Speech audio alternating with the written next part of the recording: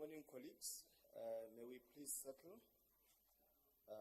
so that we can begin the meeting of the day. Thank you.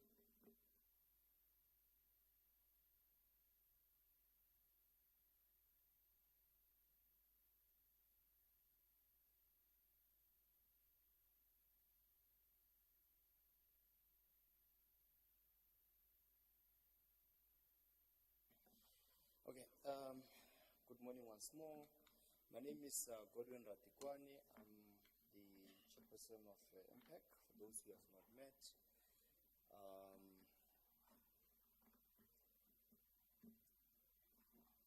I'm going to then request that we begin our meeting. We will start with the prayer or meditation for 1 minute. So we're just going to request a moment of silence.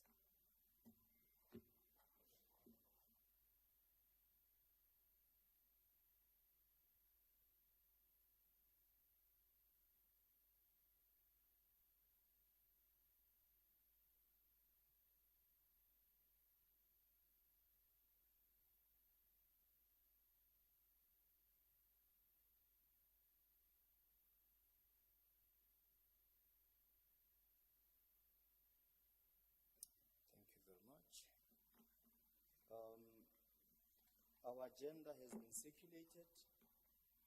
The minutes have also been circulated. The reports were uploaded on SharePoint. The meeting is officially open.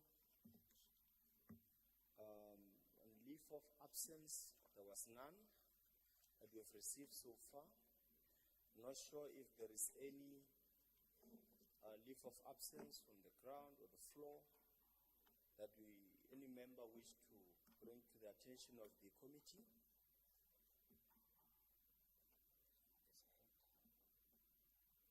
Oh, yes, you are recognized. Good morning, Chairperson. My name is Vincent Lekwape from Customer Relations Management. Just want to render an apology for Group Head Customer Relations Thandi Khadebe, who's currently attending other commitments. Thank you. Is there any other? All right, great. Thank you. Other than that, you are still able to process your leave through the leave policy of the city, which is 72 hours post the meeting. Of course, you will then process it through the secretariat and so on. We'll then take it from there. Thank you. The third matter on our agenda is the minutes that has been uploaded on SharePoint for the meeting held on the 11th of October 2024.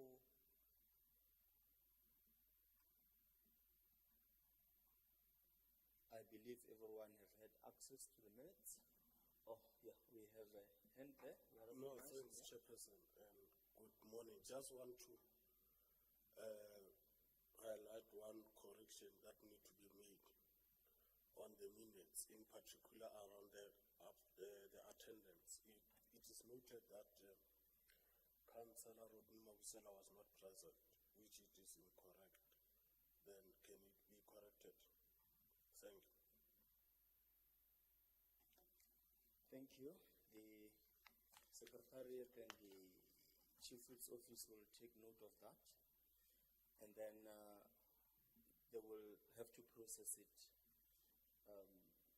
once they deem it fit, and if they're able to verify the presence of the member. We are also then reminded, colleagues, to sign your register, because if you don't sign the attendance register, you would then be deemed to be absent until proven otherwise. I know it has been circulating. Let's all sign the attendance register so that the minutes can reflect that, can be the true reflection of the proceedings as it may. Thank you. Item number 4 is matters arising. The Municipal Public Account Committee process plan.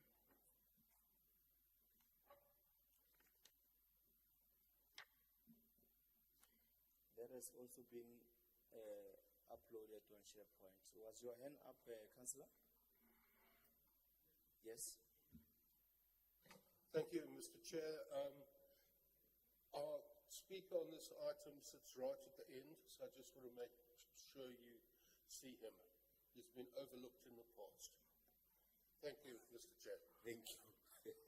You are recognized there, Miniar. Thank you, Speaker, and morning to colleagues. Speaker, with regards to the process plan, we've got a couple of recommendations in that regard. Specifically, those recommendation is to address the missing items from the August 2024 meeting. And the recommendations are as follows. That we add the missing items from the August 2024 meeting, which is Office of the Speaker, Group Audit and Risk Department, request Council to approve the City of Tshwane Integrity Management Framework. Additional recommendations to still be addressed, that the report on the progress of implementation of the IMF be submitted to impact in October, that the IMF be compared with the Circular 76 and 112 to ensure compliance. The second recommendation of the outstanding report is the UIFW report should be added as a standardized item on the monthly agenda. And thirdly, we adopt a template to request hearing in a similar way we request the reports. Chair, with regards to the third recommendations, we have added here too a sample of the format that should be utilized when requesting a report, Chair. The same will be handed in together with the recommendation. I'm the proposer, myself, Karabo Simfeng, and the seconder is Rodney Mabusela. Thank you, Chair.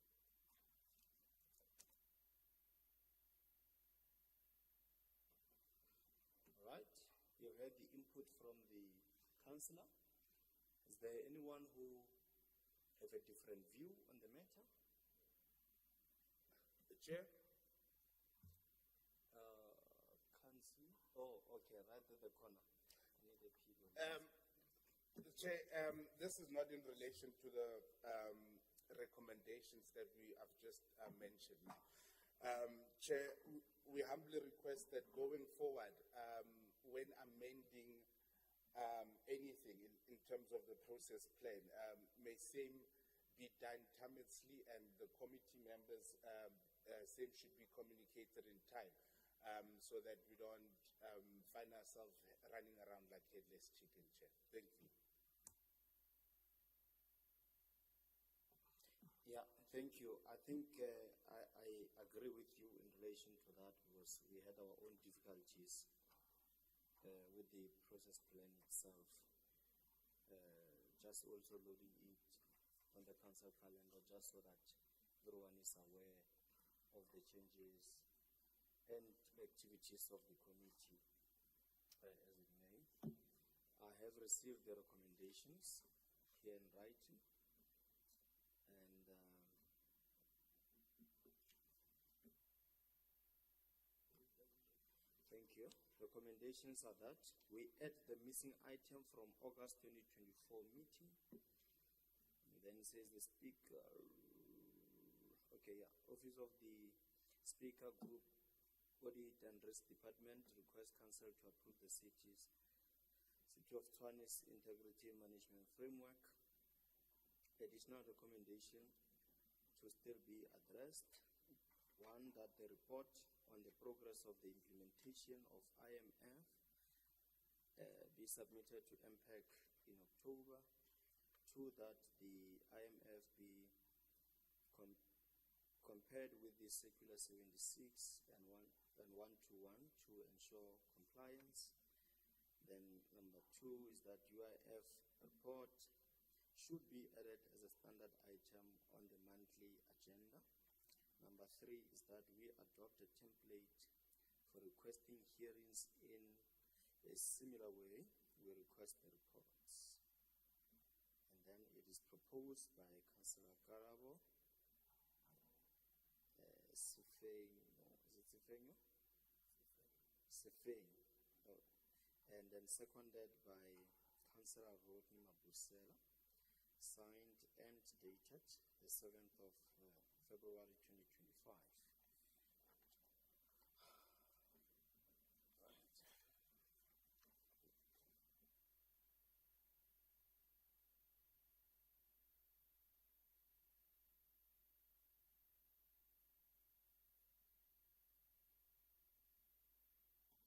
Okay, and then the second one is that the request for presentation to MPEC in terms of Treasury Circular 92, not in a formal City Circular 9 report to a committee. Who is responsible for presentation subject? Is the aim of presentation or what questions should be answered? The standard items in presentation, apart from the information requested above, the presentation should include the scope of the presentation, exclusions, financial information, identify the risk, any items that we would not like to bring or we would like to bring to the attention of MPEC in terms of Section 79A of the Municipal Structures Act. And then it says attached or appendices notice should include 1, the standard operating procedures, 2, the organogram, and it is requested that Councillor Karawos Feng and seconded by Councillor Rodney Mabusela, signed and dated the 7th of October 2025. Right. We have those two recommendations that have been brought before us. Councillor, yes, you are. Chairperson, because we always never to stop learning, even after 8 years being here. Part of calling off reports, when you doing calling off reports, you specify what you want the report to have. And I believe these things are part of standard procedure. When I call for report, I'll tell them from this department, I would want the list of things that they have put here as part of calling off reports. What am I trying to probe into as MPEC or as an individual asking for a report? So sometimes it might be different. You might check a report that is dealing with risk issues and you are covered there, but you realize that it does not cover another. You always request a supplementary report that will address other things. It's upon us as MPEC to know what we are probing and look into a report. If a report doesn't address an element of what we have to probe in as MPEC in our standard expectation of what we have to do every day, then it's upon us as MPEC and to be able, and Chair, through yourself, I feel like as we should not be doing this discussion in front of officials. We could have had a session as MPEC and be able to deal with the term and reference because we get our mandate from council. We don't create our own mandate. Terms and references have to be adopted by council, autonomy of local government. So here I think with officials, we need to focus on the reports, engaging with officials, probing into the reports, dealing with the reports. And then when we have matters that discuss us, let's have a session on our own and be able to deal with these things and take them to council. Thanks a lot. Thank you, Councillor. Yes, Councillor. Thank you, Mr. Chair.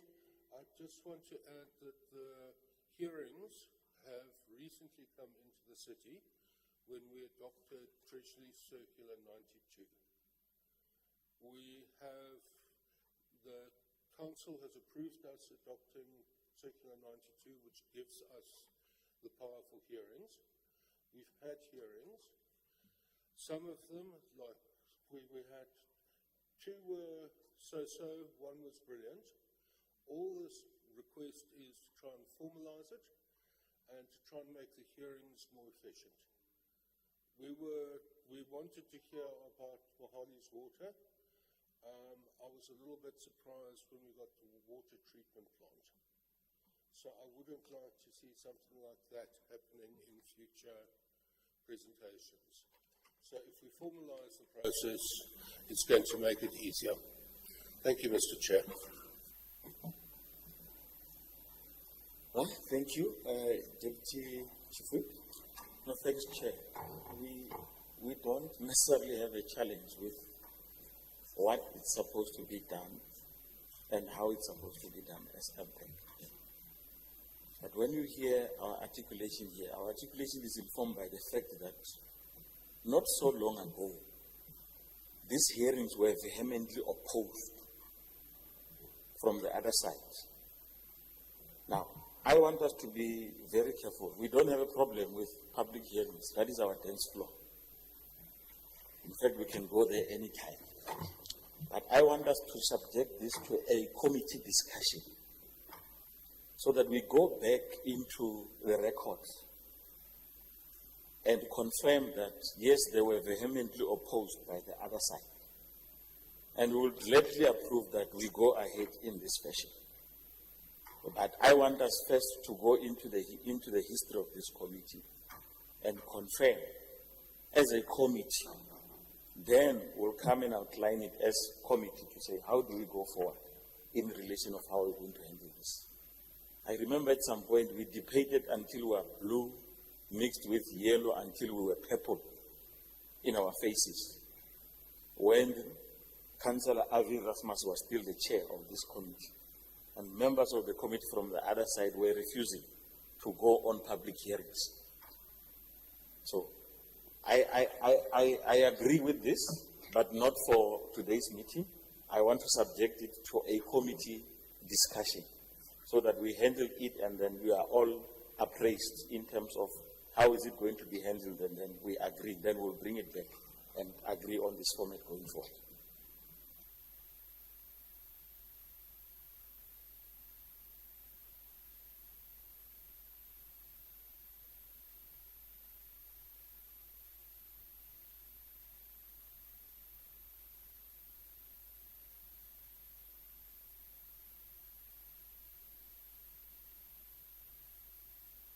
All right. Thank you very much, councillors, for your input. It seems like we have got two different views on those recommendations. I'm not sure if there is appetite for councillors to engage, not in front of officials, who are able to engage and find each other on the matter. And then we can dispose of this item so that we move on. Otherwise, we'll end up not concluding the business of the day on time. Yes, Councillor? Thank you, Chair. With the same sentiment, Chair, it's fine. May the matter stand down and we proceed with other matters of business today. We can engage each other's colleagues later on during the day. Thank you, Chair.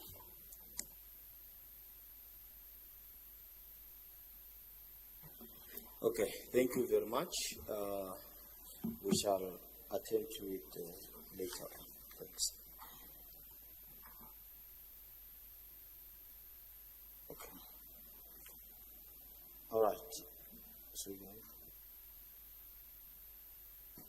as recommended. Thank you.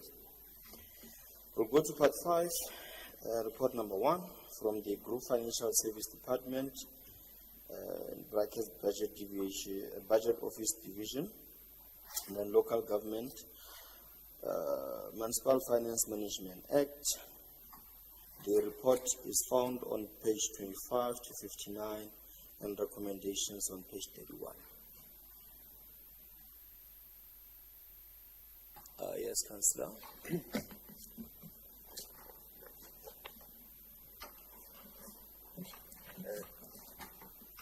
Thanks a lot, Chairperson. What we get out of this first quarter performance report, one should first appreciate the increase in expenditure, even though there's still underspending. There's a definite increase in spending money, and as MPEC, we appreciate the efforts, and we feel like in other quarters it should be really expressed more. But there's always, and also there was an expected income that was exceeded, and that is also appreciated. And there's always a challenge, even though at this page it paints a good picture, but as a city, we still have a challenge of debtors and creditors.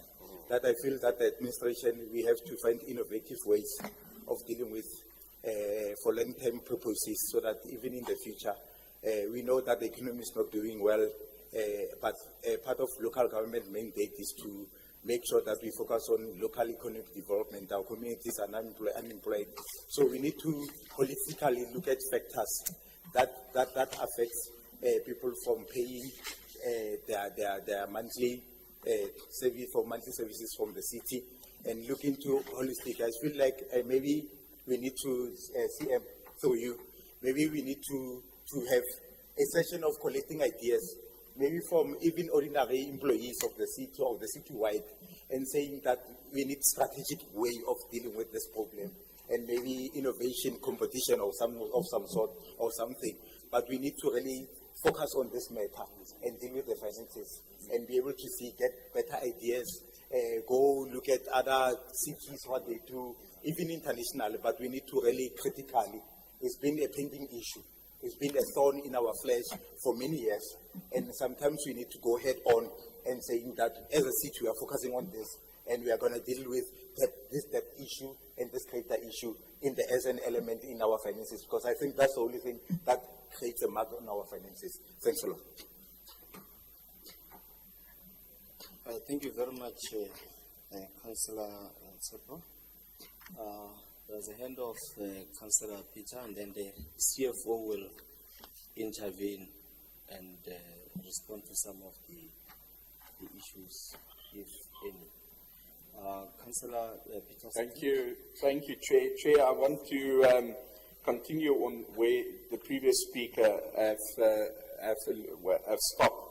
And firstly, we need to look at this report, and we need to comment and highlight a few of the successes here. Firstly, revenue collection, 239 million over-collected in a favorable variance, which is very, very good, and it shows that the revenue collection is improving. Expenditure still very much under budget, and that comes down to efficiencies. It comes down to getting our teams to work, and I think all councillors experience the challenges that we have on a daily basis.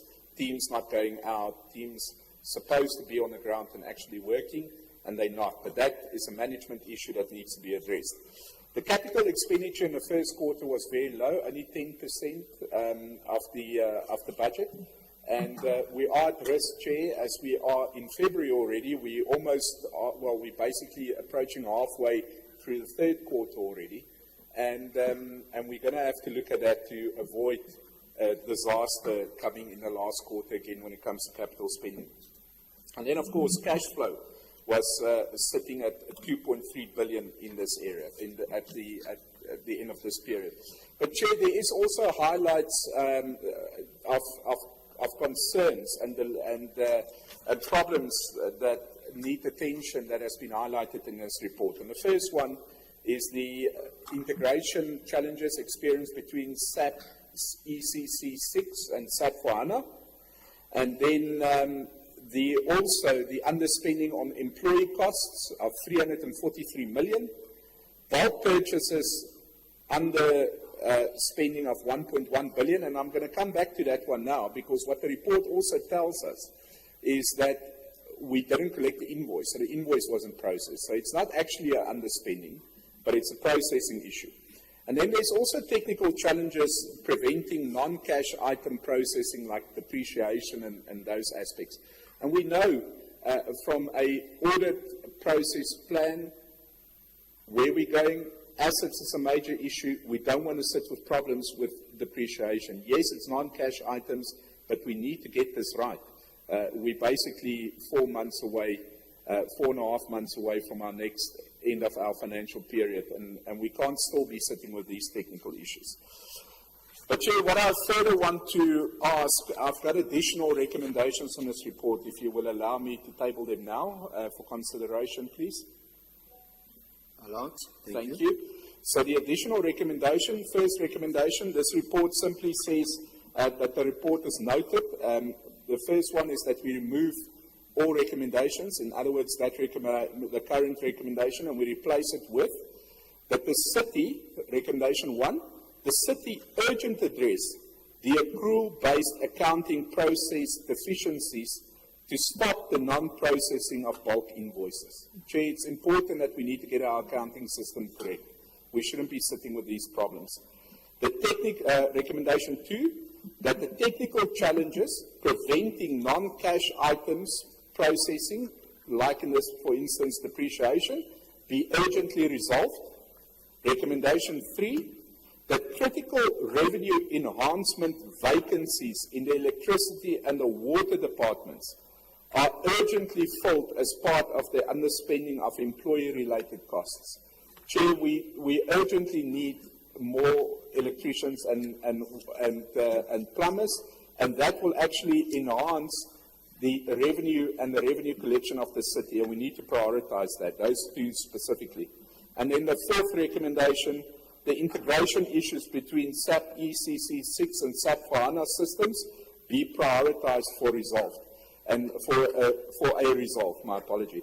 And that's proposed by myself, Councillor Peter Sutton, and seconded by Councillor David Parkinson. Thank you, Chair. Thank you. The Secretariat will assist us with the written recommendations for processing.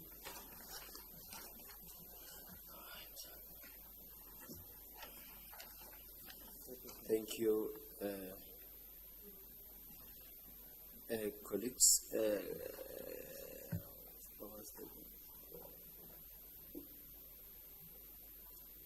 Councillor Marshall, you are noted, but let me read it through first, and then you can come through, so we don't contaminate the process. Thank you. Additional recommendation, 1, that all recommendations be removed and replaced by 1, the city agent address the accrual basis for his handwriting here. Accounting processing deficiencies to stop the non-processing of bulk invoices. 2, that the technical challenges preventing non-cash items processing like depreciation be urgently resolved. 3, that critical revenue enhancement vacancies in the electricity and water departments are urgently filled as part of the underspending on the employee-related costs.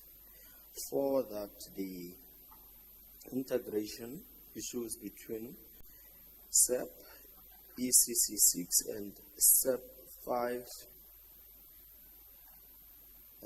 system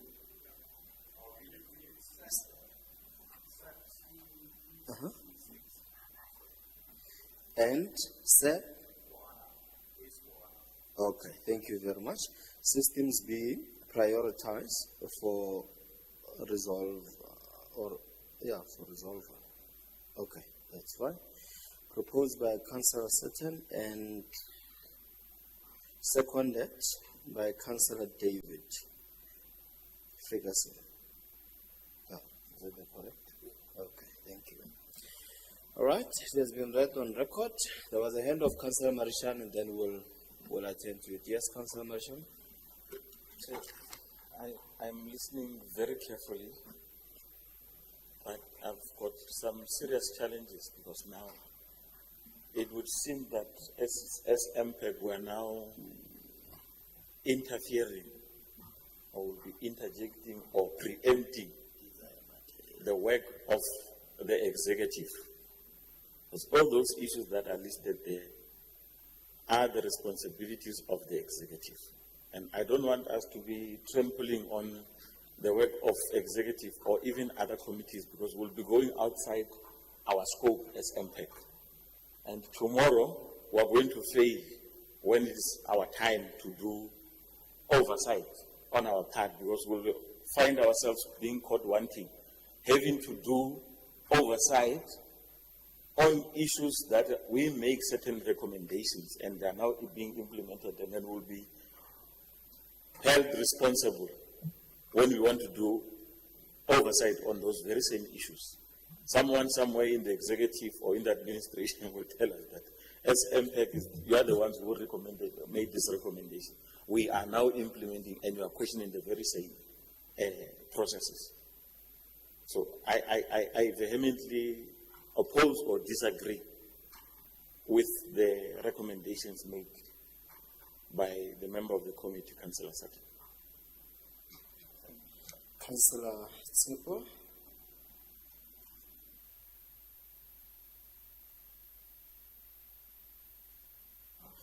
Thanks, Mr. President. Even myself, I'm having serious concerns with the recommendations. Number one, we are here to engage with the administration.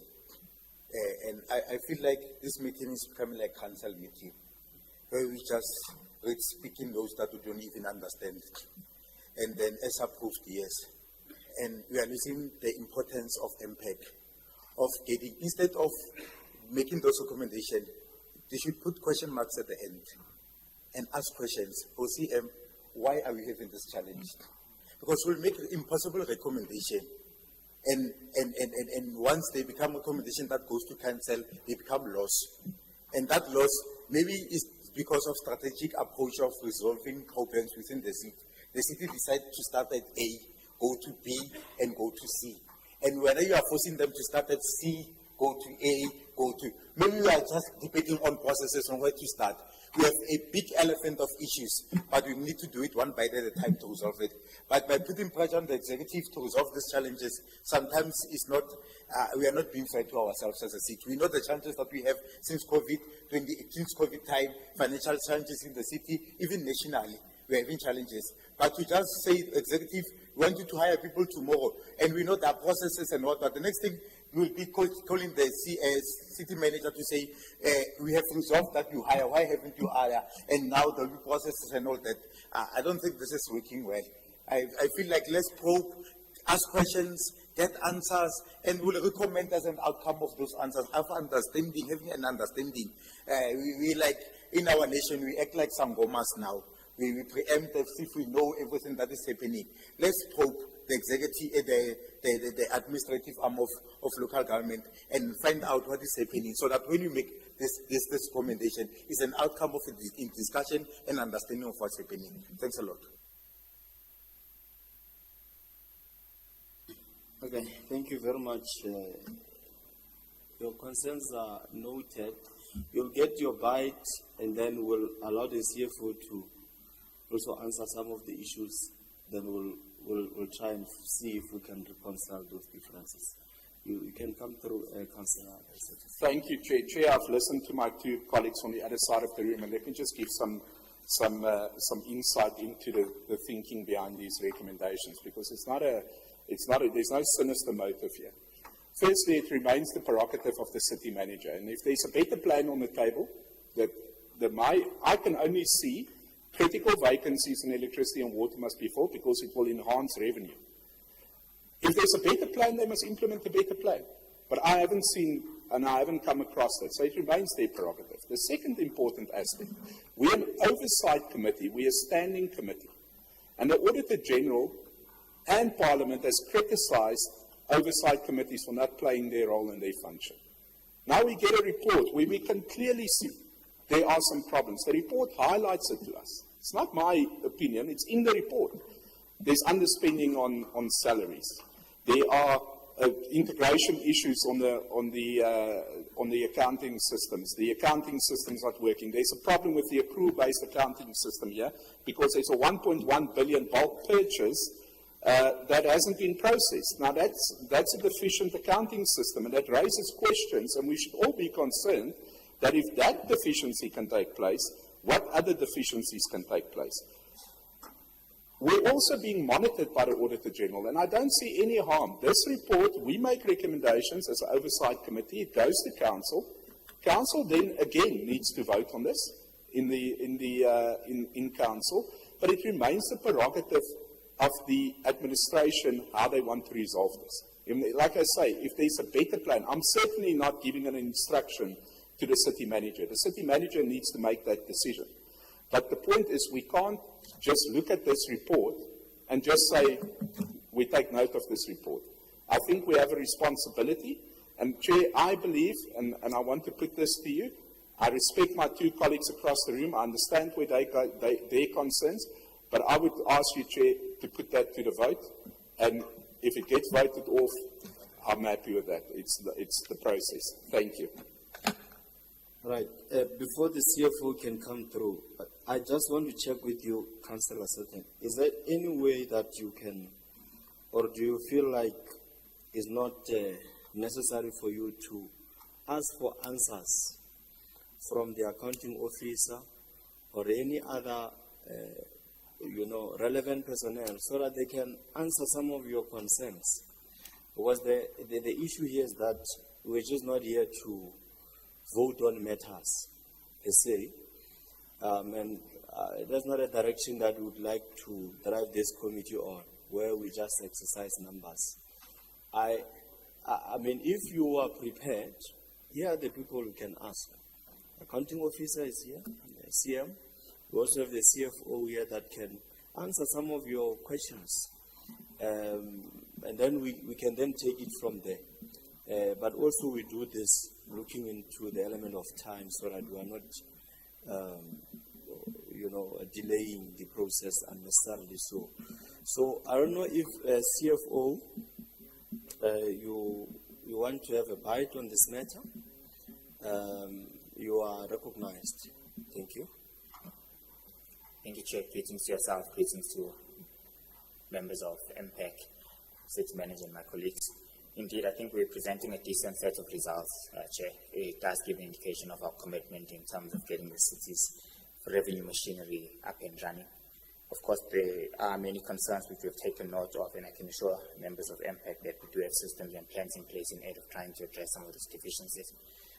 Pointing the innovative mechanisms that we're putting on board, purely with the focus of trying to bridge the gap on our revenue collection. That is starting to yield positive results, as we've also seen with our Q2 report to date. From our perspective, is to ensure that these enablers become driven as part of the institutional arrangement, so that they're automated in nature and limit management intervention, as we've seen in the past as part of the establishment of our RTTA structures in aid of monitoring this. So from a revenue perspective, I think bridging the gap, we're seeing positive results. Of course, the focus is now on ensuring that we convert this revenue that we're recording to cash and actual liquidity into the city's bank account in order to enable us to deal with the obligations that we have inherited that we can't be dealing with. On the expenditure management issues, I think do take note of those concerns, and the biggest one of them all is processing of bulk purchases. I think basically we need to ensure a streamlined relationship between ourselves and the power utility. We've got 10 working days in order to finalize our reports from Section 71 perspective, inclusive of quarterly reports. We find ourselves in some instances where the power utility submits invoices later than usual, which then results in our inability to process them on time. However, what we do is try to put in place mechanisms to forecast a particular expenditure based on previous trend or historical trends in order not to distort the city's books. However, immediately upon receipt, we are able, the system does give us an ability to journalize these corrections accordingly and ensure that the expenditure is captured. But what we can do and we can assure is that we are in constant engagement with the power utility as a key mechanism. We want the invoices for our bulk purchase to be submitted on time. From a water utility perspective, we've managed to get that right. Similar initiatives will be applied to the power utility. So it's not necessarily the inability of our system to process. It's a process issue of receiving these invoices for accurate capturing purposes. In reference to the non-cash items, particularly of depreciation, I think this is a matter that we've made significant ground on. As we speak today, we've managed to catch up in a processing depreciation up until the November month. We are currently put in place an acceleration plan, which I think has been evident in our Q2 report. We are confident that this should have been fully mitigated at year end. There were also concerns that have been raised in reference to our capex expenditure at Q1 sitting at 10%. Indeed, it does appear that it was particularly low, but if you also look at our year-to-date forecast where we should have been at this stage in time, we are in alignment because with commitment sitting at 498, we should have been at 463. However, I think we are taking note of their chair and want to give confidence to this committee as well, that the city manager has ensured the establishment of a CAPEX committee, which pure role is to ensure that it deals with any shortcomings, glitches, or stumbling blocks within the CAPEX implementation process and value chain. This has led us to an overall success rate where in the second quarter we've seen a considerable improvement.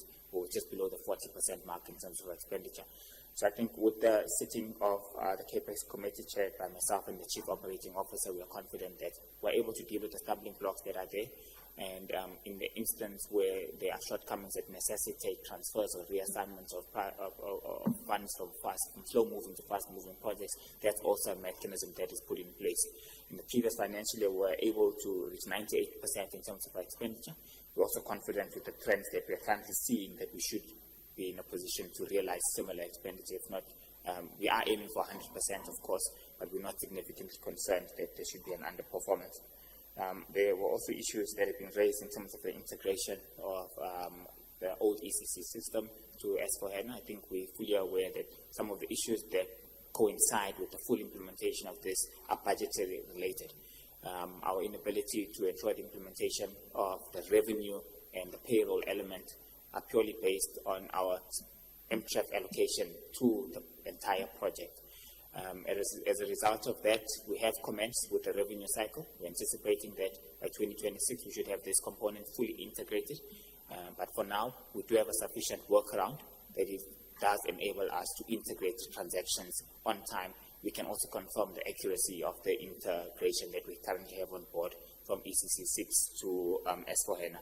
So the work mechanism that we currently have on board would alleviate the fears that the MPAC committee is raising, and I'm confident that we shouldn't see at this juncture thereof. But of course, we humbly request that we allow the implementation in line with the budget constraint that we have to ensure the full integration of the two outstanding major modules that remain outstanding. Chair, I think on that, I've touched on the critical issues that have been raised by members of MPAC. Thank you. Thank you. CM, I still have your hand there. After the CM, then yeah, thank you. CM? Thank you, Chairperson. Chairperson, just on the issue of the filling of critical vacancies, we are following a particular program based on our criteria for prioritization. The top criterion is revenue enhancement. So any position that can be linked to the value chain in any of our revenue raising functions, that is prioritized. So that's the first criterion. There's a second criterion relating to improvement of our audit outcomes. So any position that can be argued that would enhance our ability to report and to create credible statements, that would then also be prioritized. That's the second criterion. Then there's a third one that relates to underground, as we call it, service delivery. So focusing on the rock, for example. So as far as that is concerned, that's also a criterion, and I have signed off numerous requests for advertisements or for internal advertisements in order to fill those critical positions. So that is well on its way within our financial constraints, I must also add. But certainly that is a matter that the Michael is also keeping a very, very close eye on. Thank you, Chairperson. Right, thank you.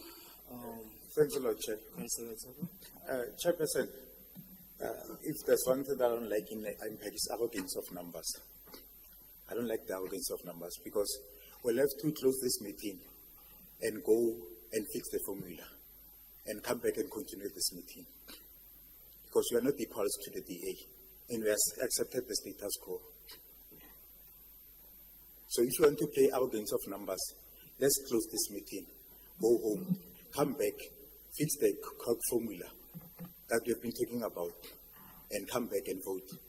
But we cannot subject ourselves to that. 2016, when we came in, the status was worse. We came in, there was no service delivery in the ward, there was nothing happening. Not so long ago, we requested even the mayor took account on the finances in MPEC, in this MPEC, to say the mayor come in account because there was financial problems. People understand why we are struggling. We fill vacancies, you provide services, you have TLBs. It's all about affordability, how much you can have funds in order to deliver that. They've been playing this game for too long, trying to fill in post in order to have a balance in finances, income versus expenditure, so that you have a perfect accounting thing, so that you find, it looks like your funds are okay. But today, people want to pressurize the system so that they may make resolutions which becomes laws in council, that things must be done now, sometimes without accounting principles of understanding that if I do this, how will it affect the overall finances of the city? Because now it don't affect them, they're not in the seats. No, you can't work like that. Check. It's not going to happen today. It's important that we allow the administration to do their work and we'll fill the vacancies. They are doing well. So far we are progressing. You have to make sure it might take you 3 months to fill a vacancy, or sometimes it takes weeks. And people even die. Every day you get messages that somebody is off late and then the vacancy has to be filled. So you can't make a law that all vacancies must be filled now. Chair, that is a rational law that we'll be making, because council resolutions become law to the administration. And how do we implement that law? That is an unjust law. We can't do that. So I'm saying, Chairperson, I don't accept that we take this into a vote. And again, Chairperson, I'm saying that I know there's pressure from that side. They always have to, maybe they are measured with recommendations that they make. We understand that's how they run their own thing. But we are saying that as we bring this recommendation, sometimes be sensitive to the legislative requirements of local government and other things. And even the Constitution says that local government will provide the services to the community within the framework of their affordability, within their status of affordability. It depends on how much they can afford. You can't give what you don't have. We have financial problems. Fill the post, month end, we can't even pay salaries sometimes. So we have to make sure that there's rationality in what we do and how we do it. And I feel like we need to allow the city manager to make those difficult decisions in where we are at the present moment. Thanks a lot. All right, thank you very much. Any taker? Yes, Councillor Brink. Thank you, Chair, and I haven't had the opportunity to congratulate you on your election, so warm congratulations from my side. I just have a question to the city manager and the CFO on year-to-date electricity losses evident in this report, especially if we compare it with what we now know to be in the Section 71 report for the next period. So there's a favorable variance in the first quarter, and then in the second quarter we suddenly see a very large unfavorable variance on electricity revenue. And knowing that, Chair, I would just like the comment of the city manager and the CFO as to what is happening here. What is the meaning of this if we look at it in light of what we know about electricity losses? And by extension, does this touch the credibility of the in-year financial report and its accuracy? Thank you very much, Chair. Thank you. Who's going to take it? CM? You'll come through after Councillor. So we are able to move quickly and attend to it. Thank you, CM. Thank you, Chairperson.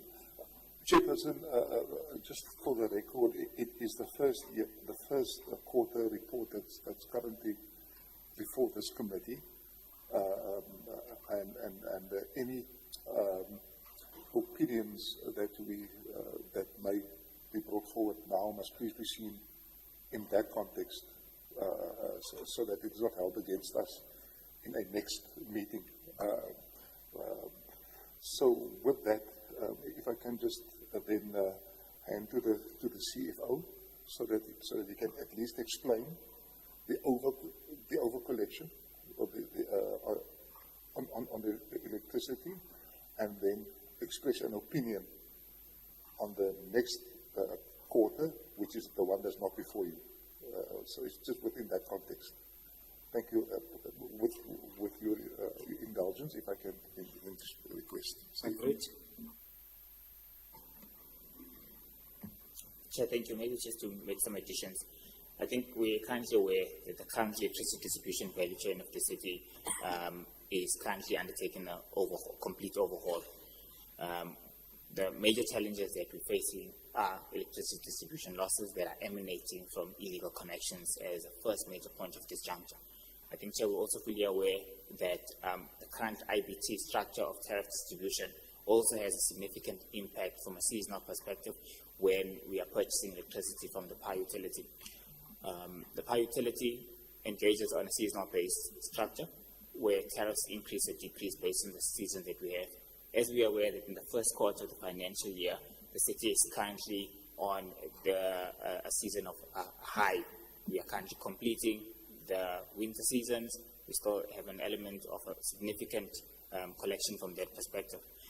When it normalizes on the summer periods, we see a significant dip in terms of the revenue that we have as a result of the consumption patterns that we currently analyze. I think our plans that we're currently putting on board is a completion of the cost of supply study, wherein we've already made significant move or recommendations towards moving away from the IBT or incline-based tariff structures towards seasonal-based. This will assist us to align ourselves to the billing processes of the power utility, which will then have an impact in terms of dealing with the disjunction, the losses that we'll see between high consumption periods and low consumption periods. Illegal connections and ensuring that we complete the metering of various clients, also significant major of a point of concern. I think we've got many illegal connection tries that we have. The pure point of this is to try and get new clients in the city. We've also tried to run the process of the TID rollover, which has had a significant impact in terms of getting clients who weren't particularly paying or wanting the city's books currently on board. We'll start seeing these results in the third quarter moving forward. I think these were the major contributing factors here that we do have plans in place in order to try and ensure alignment. It is matters that will take us between the medium and long term to fully resolve and start seeing the results thereof. But I think what we're confident on is that we have had many engagements with NERSA, and one of the big wins will be the implementation of the cost of study supply, which will then assist us to start aligning the billing and consumption, which will have a big impact in terms of the losses that we see. Thanks, Chair. Thank you. Councillor Peter was before you, Deputy Chief Whip, and then you will follow after. Oh, okay.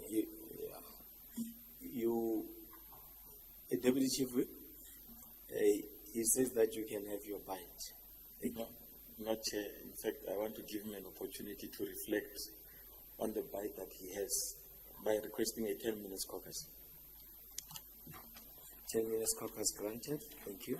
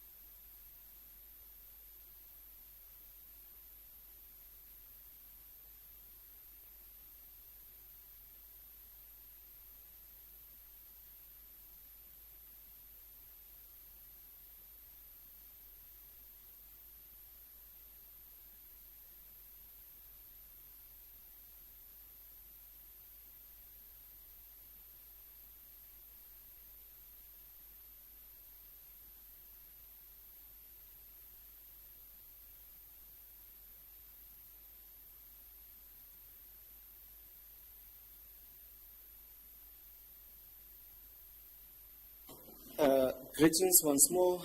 The caucus will be extended with an extra 10 minutes to allow for the councillors to get the feedback amongst themselves and process the earlier recommendations as part of that caucus. Thank you.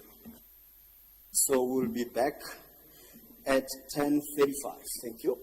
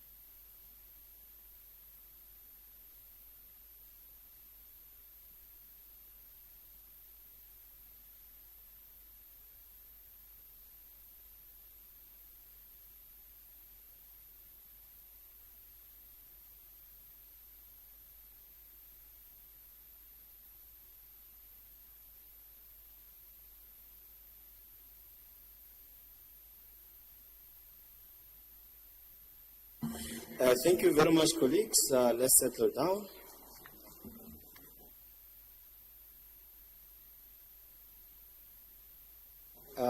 We're going to give the Deputy Chief Whip to just give us feedback on the caucus that he had requested. And then, we'll take it from there. Thank you. Deputy Chief Whip. No, thanks, Chair, for granting us the 10 minutes plus the extended caucus. We have had a discussion, and I think we have very maturely found ourselves, and the ship will be able to sail through. Maybe let me check if Councillor Sutton would want to take us forward, because he's the author of what was at the center of us taking the caucus. Thank you. Councillor Peter Sutton. Thank you. Thank you, Chair. So we met, and what we discussed and agreed with is the following. On the first recommendation, we're going to call, when it comes to calling of reports, we're going to call a report on this matter. So therefore, I'll remove the recommendation, but we'll move that to the calling of report. On the second recommendation, which had to do with the processing of non-cash items like depreciation, I'm satisfied with and this is even before the caucus, but we agreed. I am satisfied with the response from the CFO, who indicated that this matter has been resolved. Also bearing in mind we are in February and this report links back to September. So I'm happy and I'm withdrawing that recommendation. On recommendation 3, that is the filling of critical vacancies due to the underspending on salaries and for revenue enhancement. I'm satisfied with the response from the city manager that is in process and we'll monitor that. And of course, future reports will come, and if future reports contradict what they're saying, we will deal with that again if it needs. Then recommendation 4 becomes recommendation 1. And what we ask is that the integration issues between SAP ECC 6 and SAP for HANA systems be prioritized for resolve, and that a monthly report be submitted to the Impact Committee on this process. And therefore, it's proposed by myself, Councillor Sutton, and seconded by Councillor David Farquharson. Thank you, Chair. Thank you, Councillor. Any contradicting view? Okay, thank you very much. Please assist the Secretariat so that we can read the recommendations on record and dispose of this item. Thank you.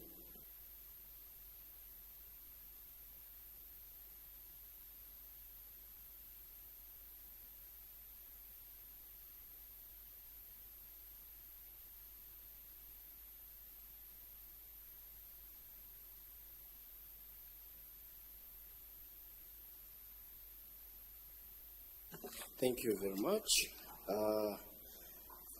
Additional recommendation. Recommendation number 1 is that the monthly report relating to ECC 6 and SAP for HANA systems be prioritized for resolve, that monthly reports be submitted to MPEC. Proposed by Councillor Peter Sutton and seconded by Councillor David Ferguson. As recommended. Thank you.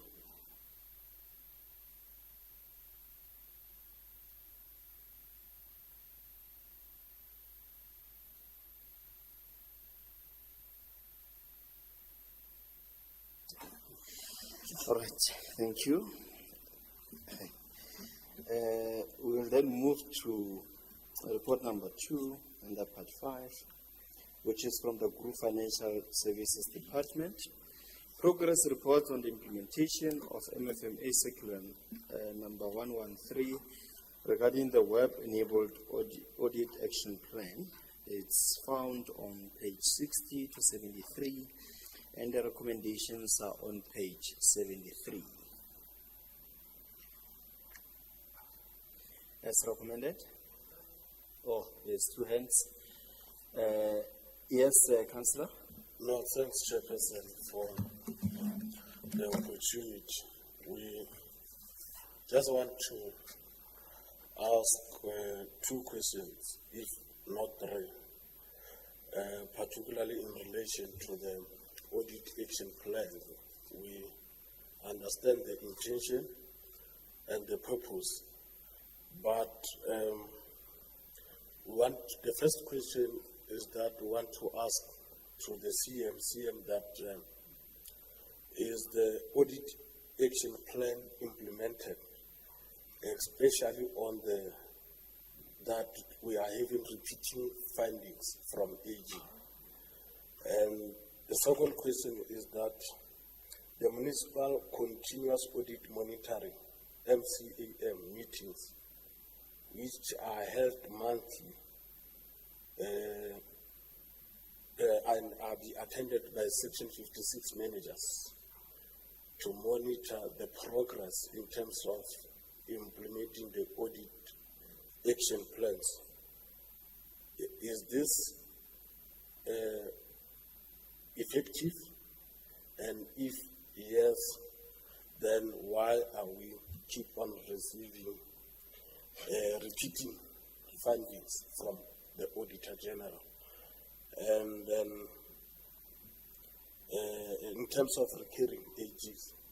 And the third one is in relation to the pre-audit committees that you established. We don't have a problem with that, but just want to get an insight as to what exactly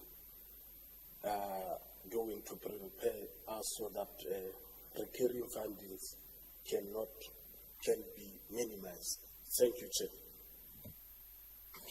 Thank you, CM.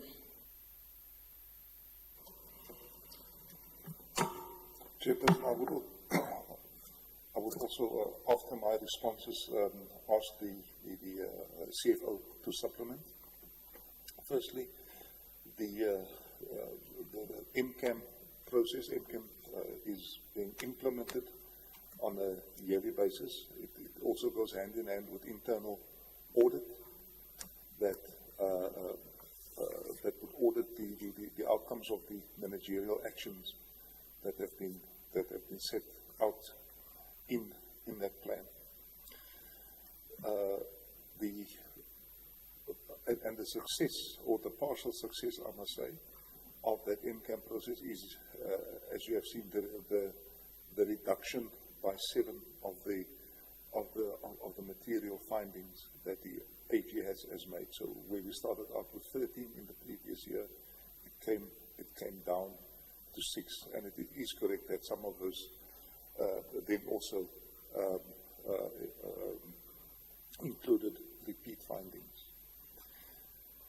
As far as repeat findings are concerned, certainly during this process, the instruction to the oversight structures, those audit meetings that we hold, is that the repeat findings will find a person who is responsible, is normally the group heads, and the group heads would be held responsible for managing those processes, and if it turns out that it is not, that it can be attributed to non-management or weak management, that they would be held accountable for such inaction, as the case may be. And as far as the MCAM meeting, the 656 managers, they are attending those MCAM meetings. And I've dealt with the issue of the repeat finding. No manager can walk away from a repeat finding. They would have to account for that. And that is part of the current process. The CFO can then add to those and then also speak to the audit committees. Thank you, Chairperson. Mr. CFO. Thank you, CM. Thank you, Chair. Indeed, I think MCAM engagements have proven to be efficient. We've seen a significant reduction in the findings that have been raised. I think essential for us now is what are we doing differently. what additional systems are putting in place to deal with the remaining 6 items that we've seen ourselves being qualified on. I think what we've done is to establish dedicated streams with a pure focus on dissecting each of those findings that led to us receiving a qualification area. Those streams sit on a weekly basis. We appointed chairpersons and champions which will engage in dissecting from a root cause perspective. And additionally, what we're trying to do is to ensure that we receive authentication that these issues have been dealt with and dealt with thoroughly. So what the city has done is officially engaged the Auditor General through a communication sent by the city manager for an official engagement in terms of a full-run audit, purely to deal with the prior areas where the city has been qualified on. Those areas, as we are aware, include PPE, revenue, contingency, segment reporting, irregular expenditure, and elements of trade payables. So with this, we'll at least be in a position to ensure that going into the new financial year, we are certain that the matters have been dealt with and dealt with accordingly. Or subsequently, we'll have an indication of additional shortcomings, if there are any, in terms of the plans that we are putting in place to resolve those findings, which will then give us ample time to address those particular issues which might still emanate. So that's what we're doing differently now. We've received communication from the Auditor General. They've accepted the mechanisms that the city has put in place. We've made official commitments in terms of submission of full documentation or POE to audit these particular streams. And the 31st of March, in particular, will be ensuring that the big-ticket items which led to our qualification are prioritized. PPE, trade payables, and revenue. Contingency, segment reporting, and irregular will then be dealt with at the period of April, as an April submission. I think what we're further trying to do as well is to capacitate GAR and to ensure that it's resource-backed so that irregular expenditure can be dealt with and dealt with accordingly. That's a system that we've also put in place. And over and above that, MCAM as a structure chaired by the city manager is there to assess the progress that we're making. But on a day-to-day basis, I can assure you that there are structures that are sitting daily to focus on audit issues. Circular 113, for argument's sake, would sit on a Tuesday, between myself and the group head of ROC, who's a co-chairperson of the committee. We've got the streams which sit on a weekly basis. We have, of course, MCAM, which has been established, and ETA, which is then chaired by the executive mayor, also with the purpose of monitoring the implementation of the audit action plan and the repeat findings.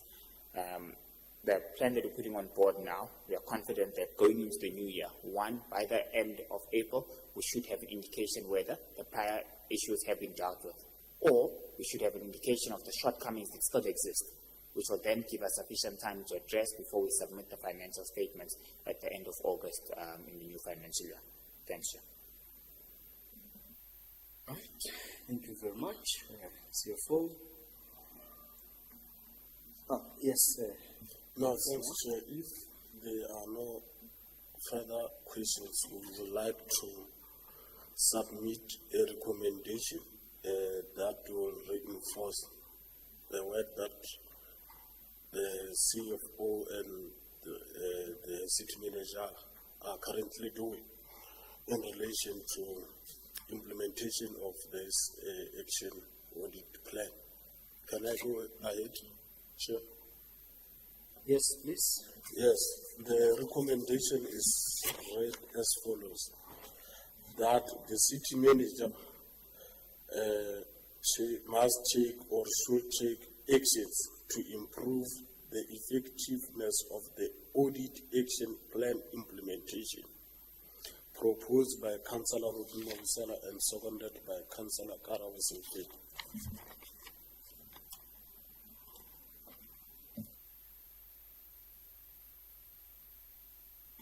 All right, please assist to the written recommendation.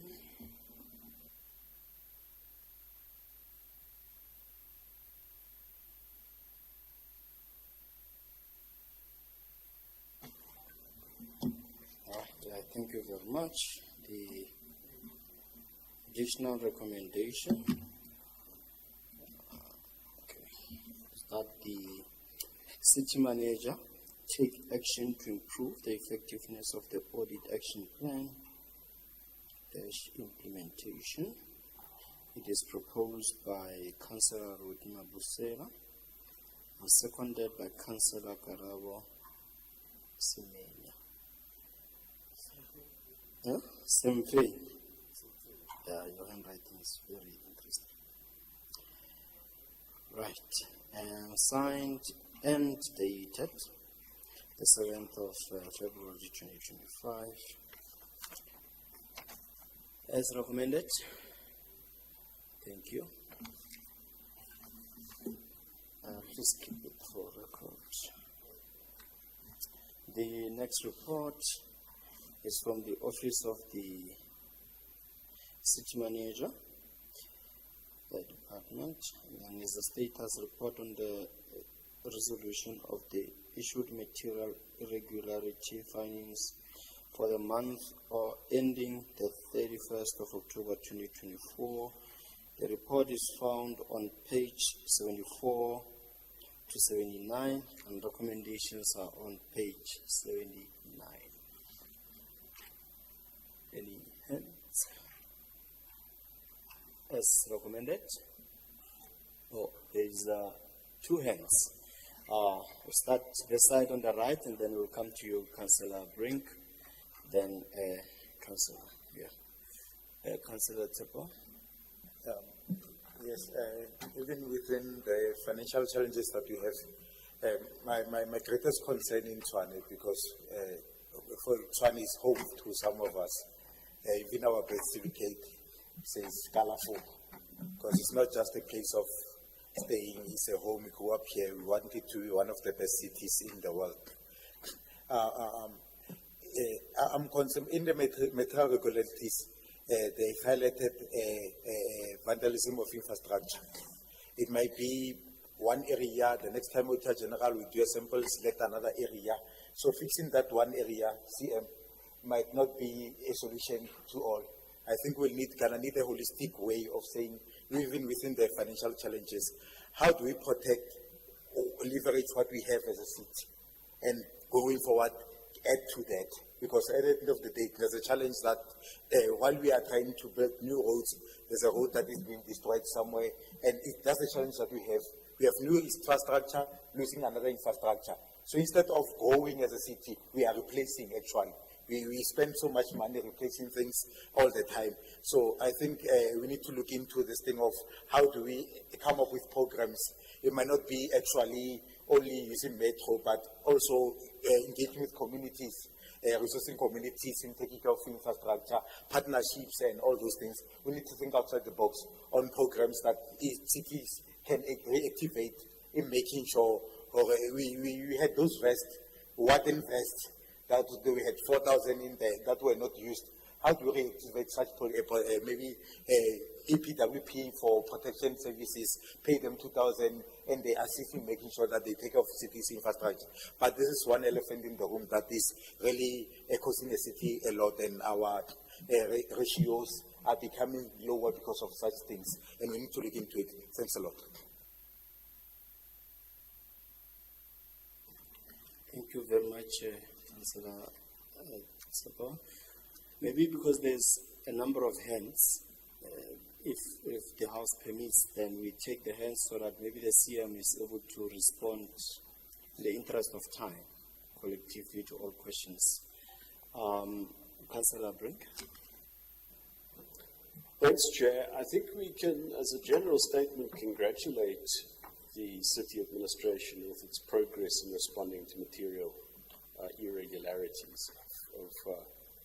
There's a couple of charts that don't look good, and the ones that do look good are the ones where we've cleared irregularities. My question just relates to an MI which the AG is satisfied about, but there are some details there which I think are of some interest, and this is a paragraph 4.3 of the report. The citation is MI 05 of 2019-20 related to overpayment on fuel purchases. Reference is made to a disciplinary hearing that was to proceed on the 11th and the 12th of November.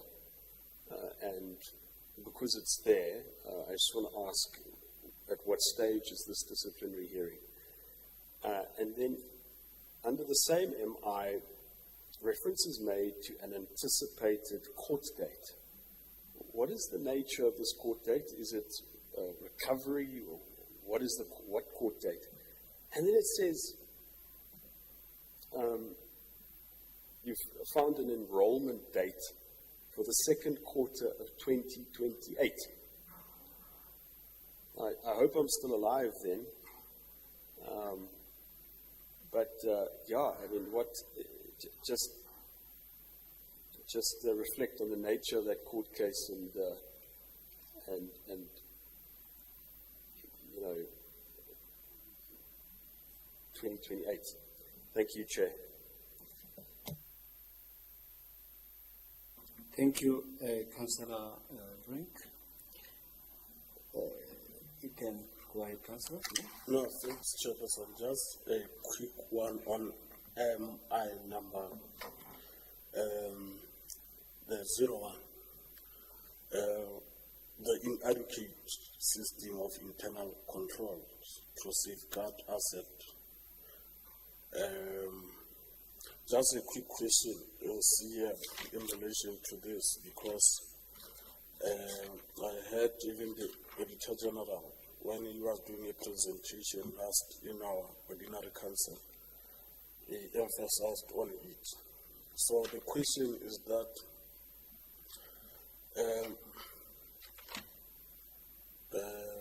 it won't be possible if we do conduct some type of assessment to evaluate the efficient and the effectiveness of the internal audit and audit committee, because my view is that the internal audit committees and internal audit, part of their functions is also to play a role in driving a continued focus on improvements in the control environment.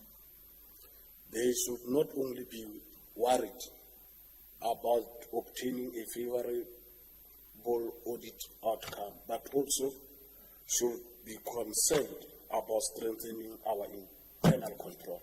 So the question is that, could it be perhaps possible to conduct some type of assessment in relation to evaluate their effectiveness and efficiency in relation to the internal control deficiencies? Thank you.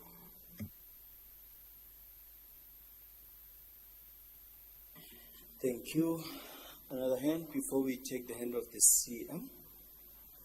Thank you. CM?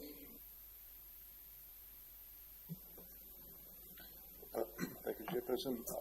I would also, at the end of my input, give opportunity to the group head in our office to also add to what I've said. The issues around vandalism that give rise to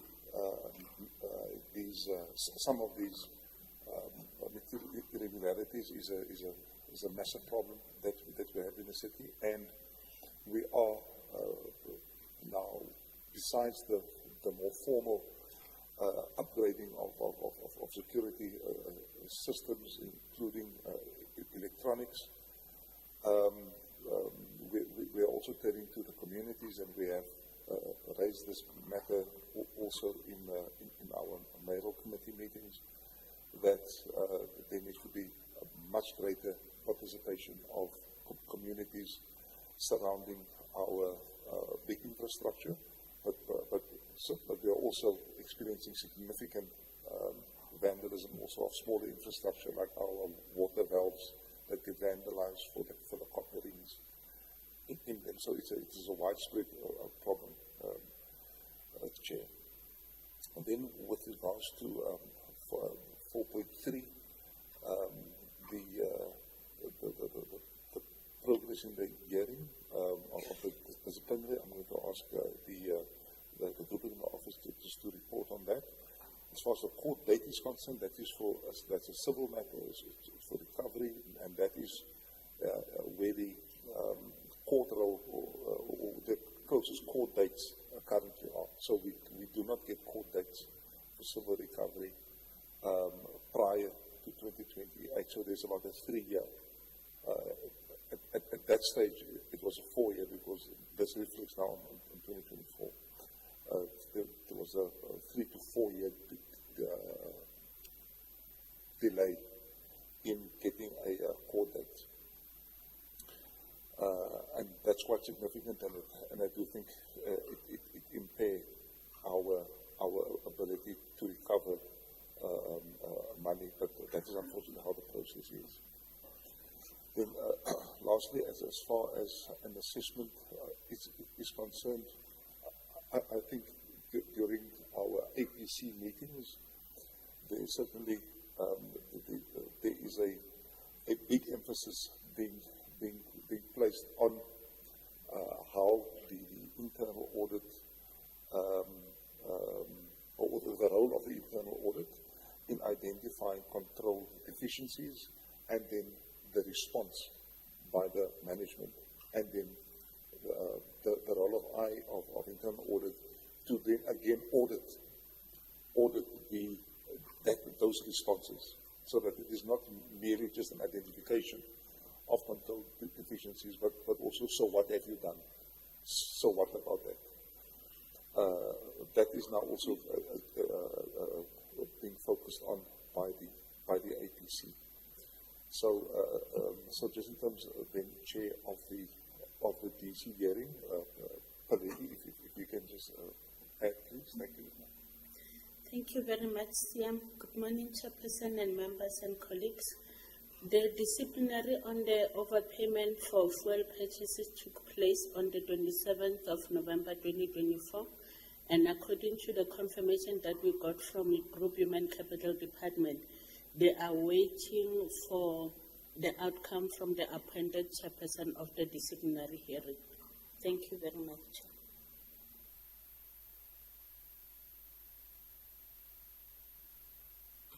Thank you. We all fine. Right. As recommended. Thank you.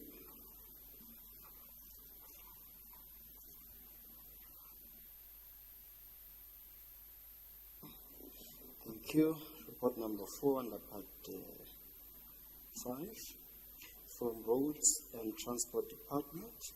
Annual performance of Vanderboom National Airport in the 2023-2024 financial year. It's on page 8 to page 105, and recommendations found on page 105. Okay, Councillor Grandi. Good morning, Chair and colleagues. Thank you for the opportunity. Chair, I have had an in-depth look at this report, and I've got a couple of questions that needs to be answered. Maybe it's just the fact that I need to be educated on some of the matters. Starting on page 81 of the report, 4.2, there's a table for the KPIs, key performance indicators. Looking at the target and also looking at the achievement, the target in terms of revenue, but also in terms of the traffic movements. Together with looking at the table in 4.4 on page 82, we also have a budgeted amount. Now, if I look at the targets that was, on the target, I see there was a overachievement on in terms of revenue. The question I have, however, is on the revenue side, the budget is lower than the target. Now, why would the budget be lower than the target if it's not for the following purpose? If we look also at the previous year's income on page 82 and also the airport movements, we see that the movements, the income, first of all, was 27 million, just 27.5 million. And the movement was 201,000 movements at the airport. Now, it's quite a lot higher than the targeted amount and the budgeted amount. Now, if I look at this, and then I look at the contents, where on page 81, the non-achievement was on traffic volumes. It states 1.1%. But if we were to have a target based on the previous year's achievement, it would be a shortfall of approximately 52,000 movements at the airport, which would then be 26.21. Looking at it in that regard, it appears that the KPIs are structured in such a way that it's easy to achieve the KPIs and not measured against actual performances that should be there. We should not do worse in the following year than we achieved in the previous year. So I'm wondering why those KPIs were adjusted downwards, and that then reflects good in the report, because now we've achieved the one, and the other one, 1.1%, that's not too bad. So I don't think it's a proper reflection of what should be done. We need to improve. That's the first point I want to make. Then also, if I look at 4.4, the budgeted amount is 21,601,000. The actual was 32 million. Now, once again, if I used the 25 million that was used for the KPI target, then the result would have looked much different, because currently on that report it's 11 million. But the budget, on the budgeted amount, which is substantially smaller, it would only be an overachievement of 7 million, which then is not 50%, but 30%. So it's nice to play with statistics to create a positive impression, and I'm worried about that. I'd like to hear more on that. Then if I proceed to the income statement on page 84, second table, specifically looking at the operating costs. There are three items that are concerning me. If I look at the maintenance of the airport, in the previous year, it was 6 million. In this year, it's under 1 million, it's 935,000, which is 85% less on maintenance that's been spent. On the municipal services, and this one is mind-boggling to me, municipal services, we have in the previous year spent 966,000. Compared to this period, we only spent 146,000. That's also a reduction of 85%. Now, the question on that is, municipal services, we just heard in some of the previous reports, the loss of electricity and so forth, and water and that type of stuff. If we are spending less on services provided by the municipality, are we charging what we should be charging? Or are we undercharging the tenants that are there? And then also the air traffic services. If we look at that, we are also reducing by 51% from 15 million to 7.4 million. So if we improve all of those stuff, and if we are rendering the service and we are maintaining that, then this reduction in expenditure doesn't make sense. I would like to know how we managed to reduce our services and maintenance without degrading the facility that we have there. Then, Chair, if we go to I just lost for a moment. If we go to the actual plan, there's a couple of questions I'd like to ask there.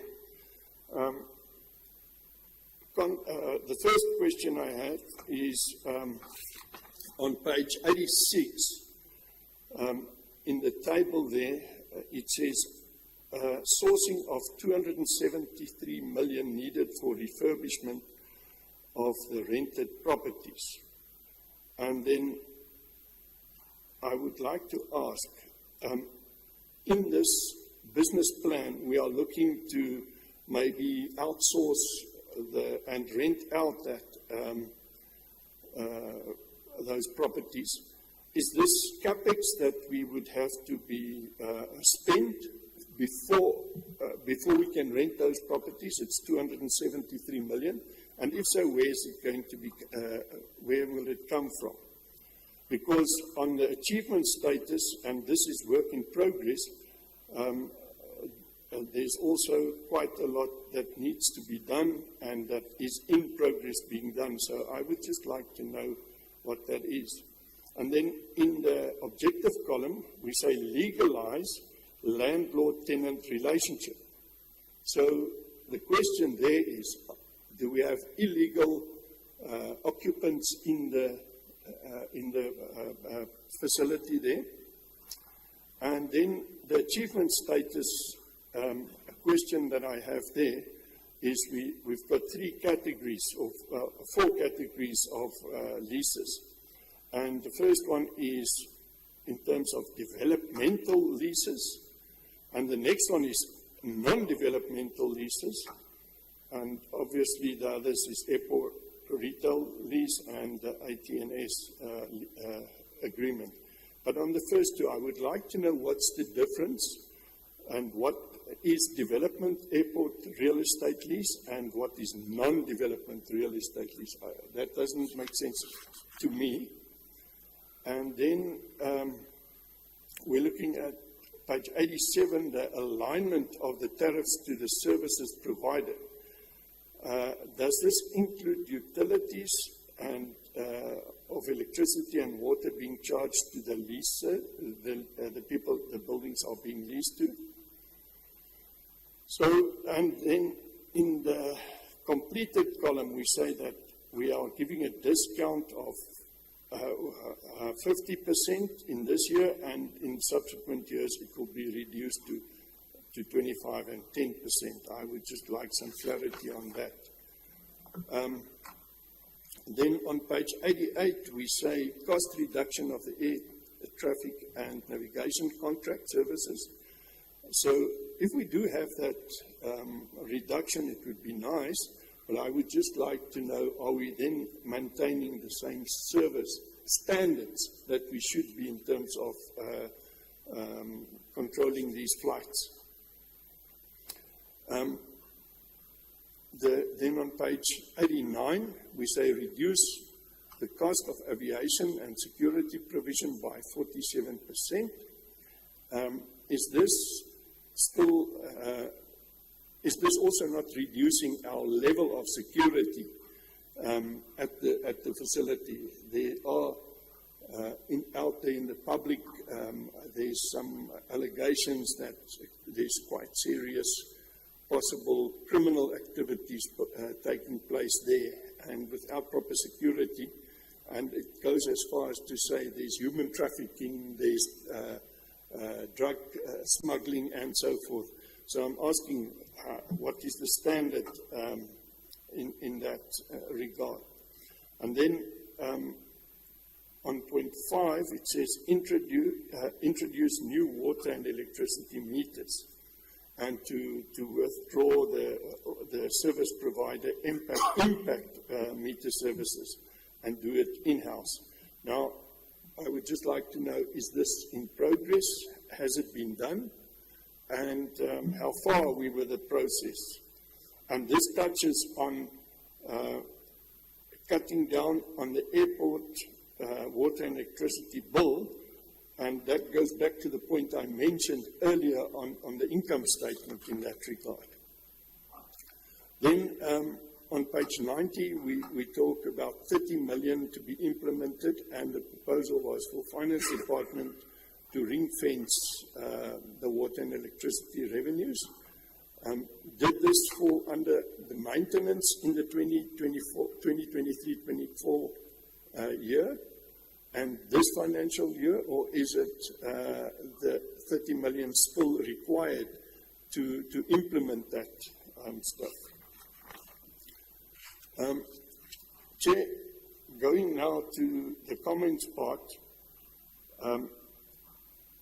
Before I go there, we are in the comments part, we are looking at a serious problem there, and that is in terms of the debt book that's outstanding, that has grown so much that it's actually shocking. So we have this overachievement on finances and income. What's the point in billing these people if we're not collecting the money? Because that's what we need.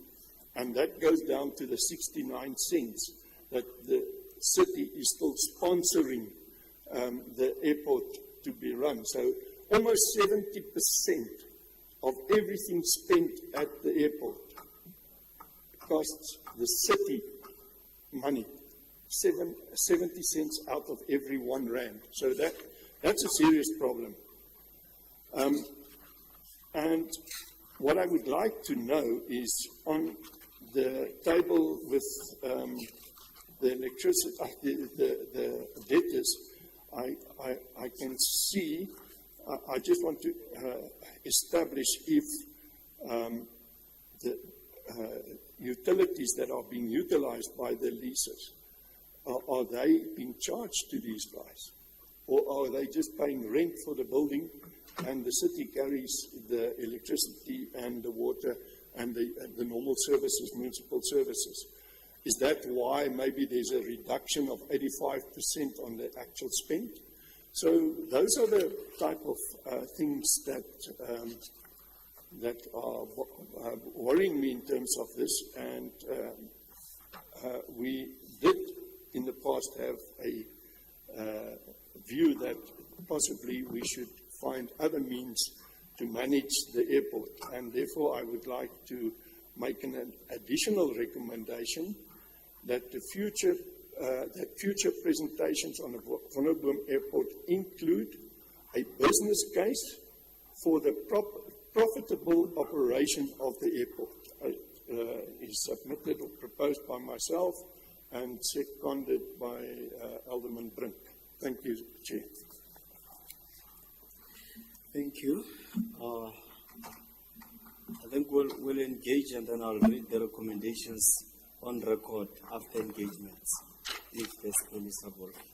I'll take Councillor Brink, then Councillor De Corner, then I'll come to side. Thank you. Councillor Brink. Thanks, Chair.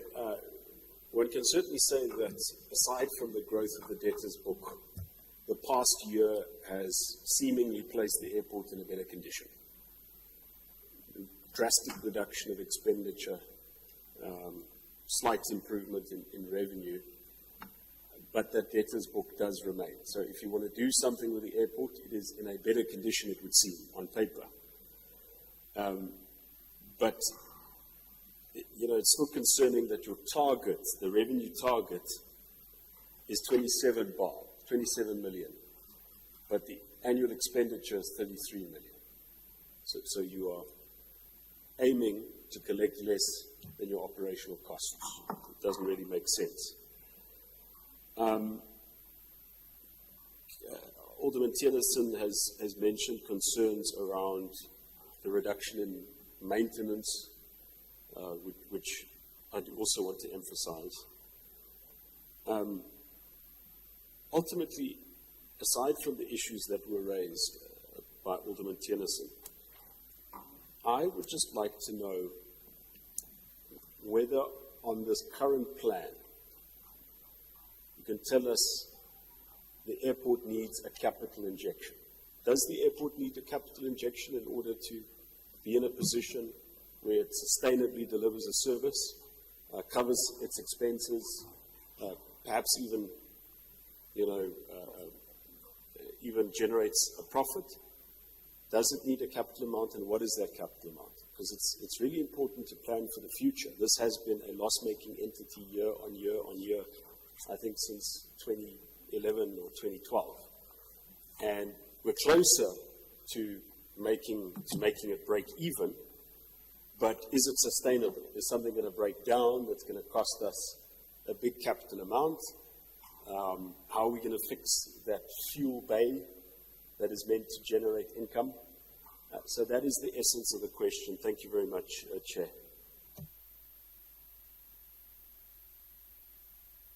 Thank you, Councillor Brink.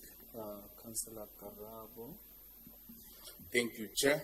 For record purposes, is Councillor Karabo Simfeng? Chair, my question is in relation to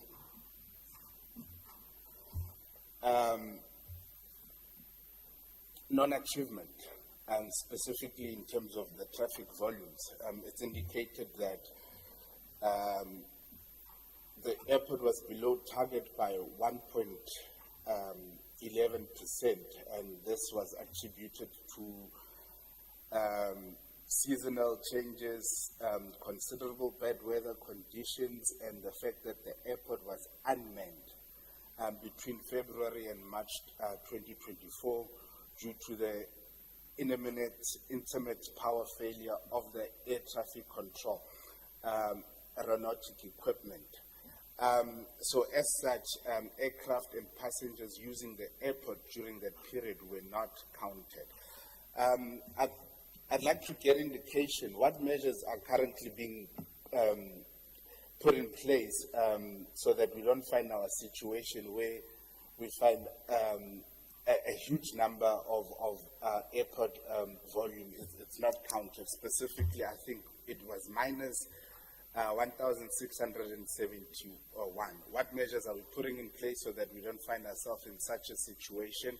Because most importantly, it's a financial risk and also a security risk. Going forward, what are we doing to address this?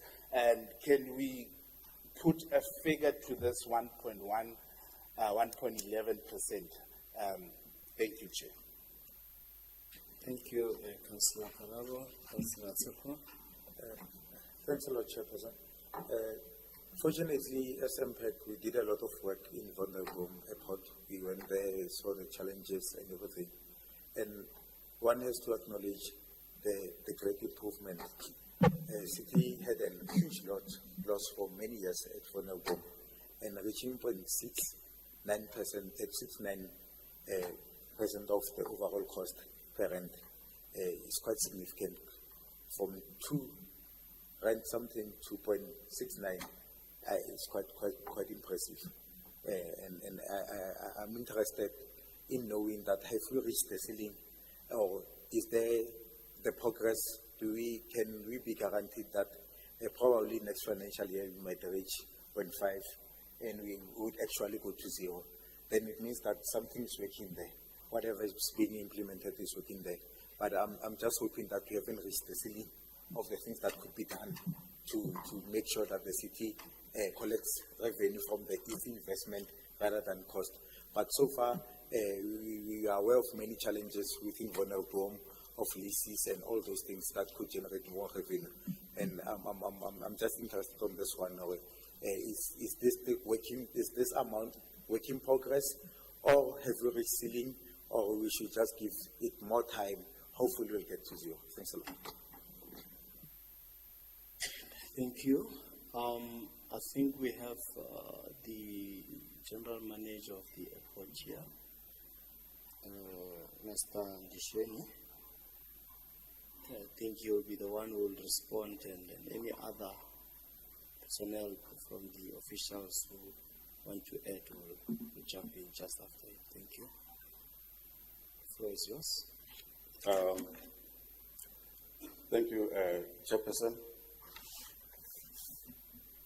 To start with, let me give the background so that it kind of answers some of the questions that have been raised.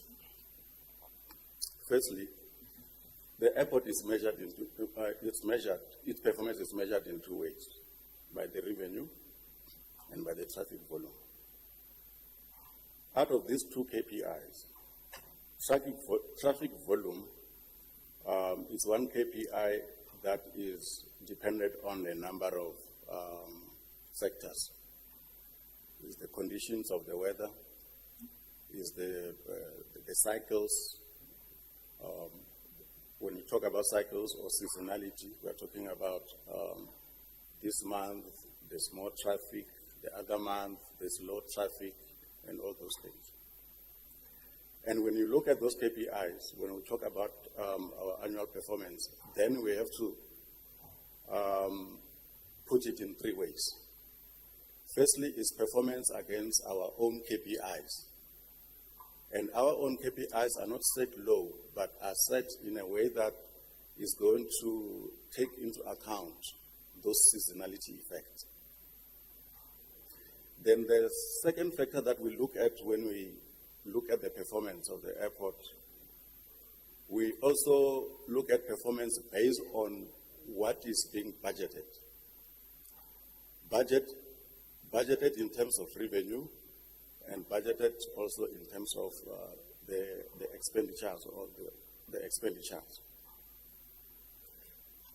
The third element that we look at performance of the airport, we look at it as to compare it with what has been the situation in the previous financial year period. Because that performance, that highlights your comparing what we are doing with the previous financial year periods. It gives you an indication of where you are going, whether you are growing or there's no growth at all. So when you look at those targets, yes, you're going to find variations because of the principles that are used from the budgeting point of view and from us operationally knowing on the ground what can happen, what we can anticipate in this financial year, which are the months that give us the high yields, which are the months that give us the low yield. And we set our target year on year at that average. Then when we look at those targets, the most important target that I can attest to is to compare ourselves with the previous financial years. How is the airport performance is compared to the previous financial years? That, as I've already alluded to, gives us an indication of whether we are growing or we are not growing at all. Then the cost issue in terms of expenditures, those are budget items, and whatever we spend is aligned with the maintenance requirements on the ground. And also is aligned to the requirements of the Civil Aviation Authority, because there are those requirements that are non-negotiable. Some of them are outcomes of the audits that we receive from the Civil Aviation Authority. So our spending pattern is informed by those critical elements. Yes, the airport, in terms of when we look at it today, is depreciating, and at some point, there has to be capital injection for operational expenditure and for capital expenditure to improve or to resurface the runways, to change the airfield ground lighting systems, and all those things. At some point, as we go along, there has to be some point whereby the shareholder has to put some capital to maintain that asset so that it's at all times compliant with the prescribed regulations. But when we talk about whether or not we need capital expenditure at Vanderbom Airport, Operational expenditure, yes, it's required. But if we go and address the issues that were raised on the report, the issues that are already indicated in terms of the turnaround strategy that we're implementing, the airport is not going to be dependent on the municipal fiscals for operational purposes. I'll give you an example. If we go and renew the leases today, because those leases have expired, average age of expiry is 10 years ago.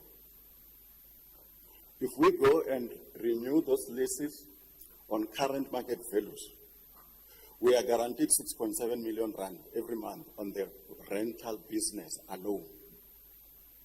And if we check at our budget, vis-a-vis that revenue stream alone, already we have covered the cost of operating that airport. But the capital injection that is going to be required at Vulnerable Airport is, number one, to resurface or to maintain the major capital infrastructure, like the runways and the airfield ground lighting system. That, at some point, within the next coming 5 years, that needs capex allocations. It has to be made from the fiscals. But I can say that we are 2 years away from that eventuality. Also, yes, capital expenditure is required at Vulnerable Airport for purposes of developing the airport beyond what it is today. That, if the city doesn't have the funds to meet that requirement, then the city can always still go to the market in order to fulfill that requirement. And there's a huge appetite in the market today for such. Then with regard to the metering, all the tenants at Vulnerable Airport, water and electricity, they are metered. And we have done an audit recently to establish whether what is the source of our losses in terms of the water.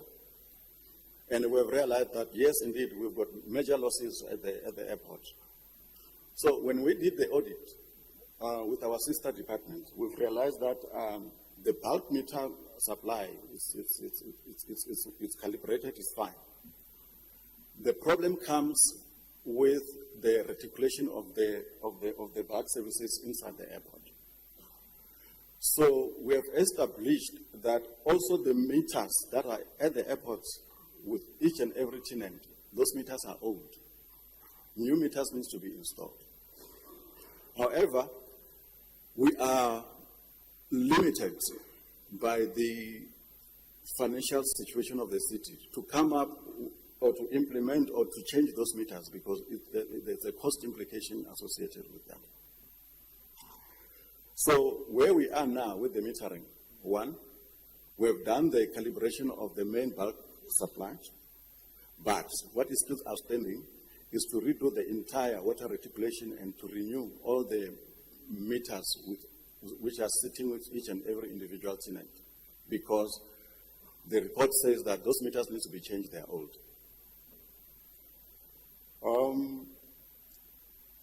The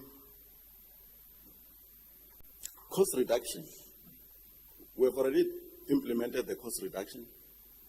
We've negotiated our contract, which was R1 million, costing us over R1 million every month with air traffic and navigation services. We have renegotiated that contract to come down to 850,000 rand in the current financial year. And if we go and redefine our airspace and then we give more responsibility to ATNS, there's a high possibility that we can still further compress that cost of 850 down to 450.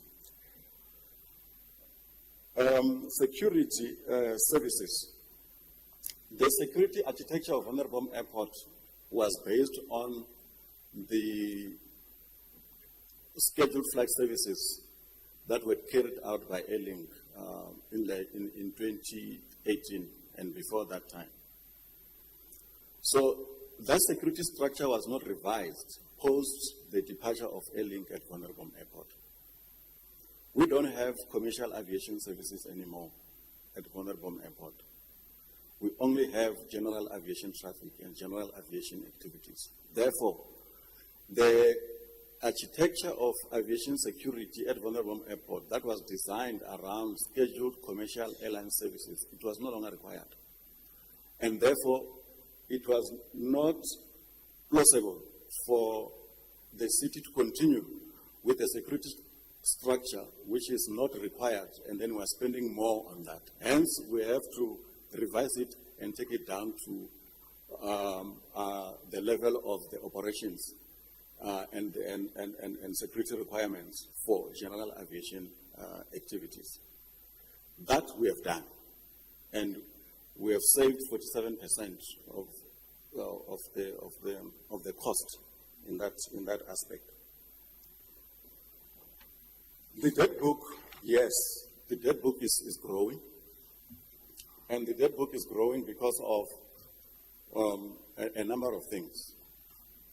Number one, we instituted a migration process from third-party softwares back to SAP, and we're still in that process of migrating. And as such, by end of this financial year, the programming of SAP will be concluded because we are on the testing phase as we speak. So administratively, in terms of managing the financial accounting of the airport, then we'll be fine going forward in that respect. Hence, all the tasks associated with debt collection, credit controls, those will be well managed within SAP compared to the way things were being done in the past. We have tried in the past to go to debt collectors, of which we allocated 7 debt collectors, but their work was ended halfway through because of the contract expired before they even go far with that initiative. Following which, we have taken an initiative by ourselves to say that now we need to ensure that we have to collect what we are raising. And as we speak, you will understand that we do at regular intervals issue notices to the industry, issue notices to our own vulnerable airport aviation community, to notify the operators and the owners of the aircraft that are using the services of Vulnerable Airport to come and settle their accounts. That we do. The biggest challenge that we have on the aeronautical side of things is that we don't have visibility of the actual owners of the aircraft and the operators. All we have is aircraft registration numbers. Therefore, with those aircraft registration numbers, it is very costly on our side to go after each and every aircraft registration owner because we don't have the database that the Civil Aviation Authority has. That the Civil Aviation Authority cannot just share details of or particulars of the owners because as a result of the POPIA.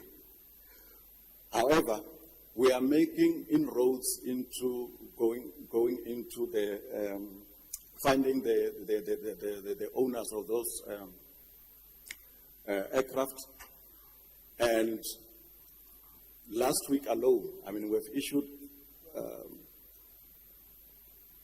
3,900 registrations. We've taken them to the industry, and people are responding positively in that respect, meaning that our methods are are working. And also, we have made it clear that all the aircraft that are going to be using Vanderbom Airport and are still in areas, we are no longer going to allow an aircraft to depart before they settle those amounts. And those that are owing the airport currently, we are going to ground them, as we already started to ground them, until such time that they settle their accounts in full, or they come and make a payment arrangement.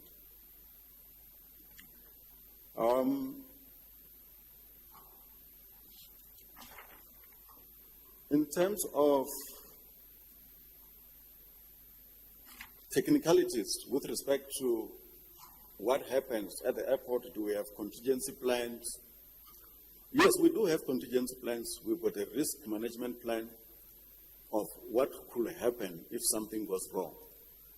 Can we just close shop, or there are measures that are in place for us for business continuity? However, we always find it difficult if the problem is to do with something which is beyond our capacity financially. And for example, I'll give an example of transformers. If a transformer bursts, I mean, that is beyond our capability. We need to go, we rely on our sister department to assist in that regard. But the problem is that assistance, to implement it, it takes long, because it's something that was not even budgeted for. So there has to be concessions and compromises with our sister departments to come and assist Vanderbom Airport. The implementation of the turnaround plan, it's a work in progress. And as you can see, we've been doing this since October 2022, and we're experiencing revenue growth in that respect as a result of the things that we are doing. And I'm saying that revenue growth, if you can look at the current financial year, is going to reach, we're going to generate 40 million odd in this current financial year. Meaning that the following financial year, revenue will still continue growing, and it's not growing linearly, but exponentially. Meaning that before we know it, the cost of operating Vanderbom Airport vis-a-vis the revenue that we are generating at the airport is going to break even. And all the measures that I've mentioned or were alluded to in the report, when they are going to be implemented, they are going to, Vanderbom Airport is going to contribute money into the municipal fiscus going forward. Yes, we've got challenges there and there with the tenants in respect of the leases and the tariffs, but those challenges, we deal with them as they come. But it's challenges that I don't foresee that the current year or the current year, not financial year, will come to an end before we establish ourselves and we know, and there is convergence in terms of what needs to be done and what now is the actual revenue that defines that asset utility. So now, with the tariffs, the city has been subsidizing aircrew flight training schools there by 80% for over a period of 50 years now.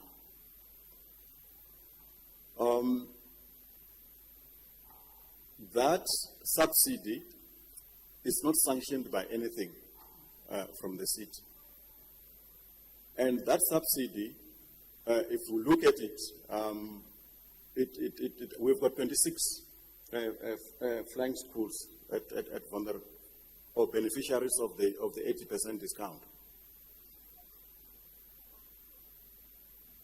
And those beneficiaries, when we look at the activities at the airport, you realize that 70% of the students that are training there are international students from India, China, Egypt, Pakistan, Botswana, Nigeria, DRC, Ghana, and everywhere.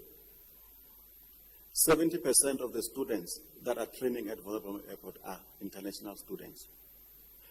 And international students, when they come to train at Vonderbom Airport, most of them are funded by their institutions from their respective countries, or they are coming under a government-sponsored program.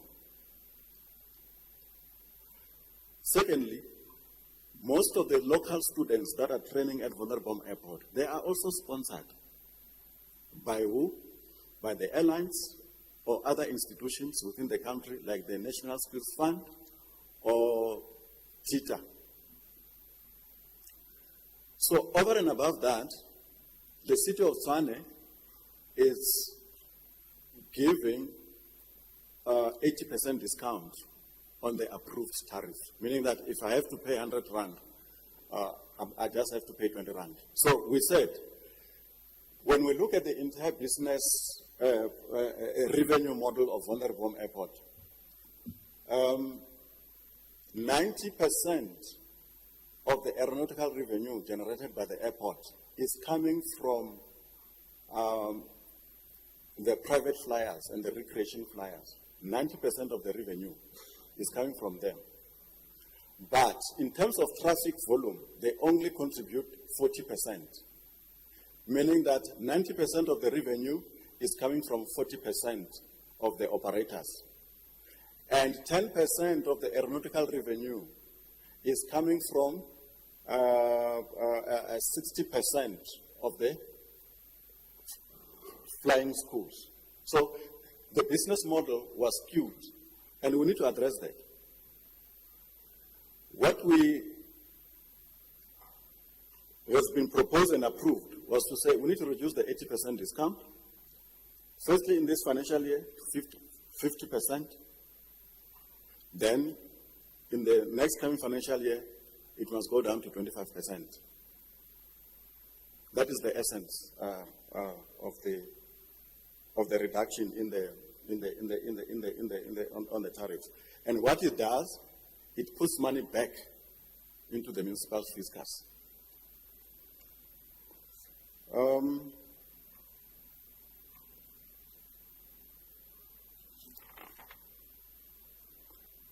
I think, Chair, I've covered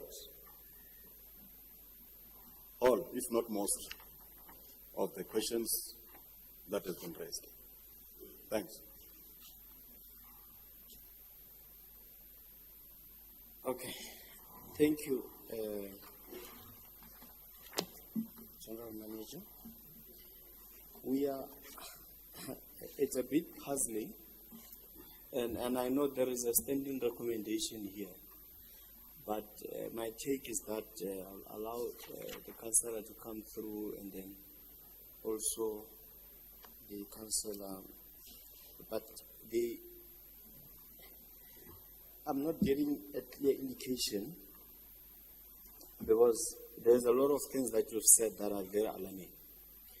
And I think I'm not getting a clear indication as to, because we can have the past registrations, but the new ones, how are we able to ensure that we have a consent form for anyone, even incorporated into our agreements and so on, so that we don't hit that wall whenever we have to go and recover the monies and so on.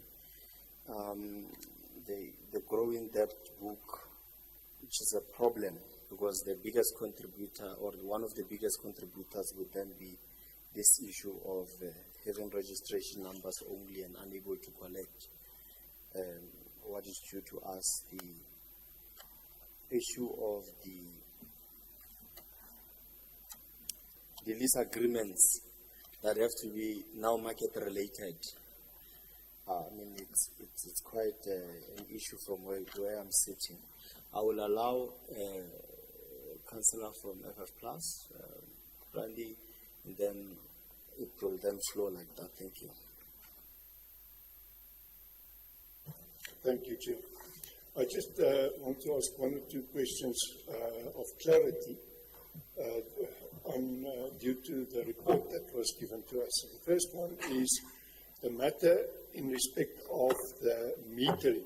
I picked up that the whole water reticulation system must be replaced, but in the meantime, meters, I understood from the answer that it will cost us as city money to replace meters.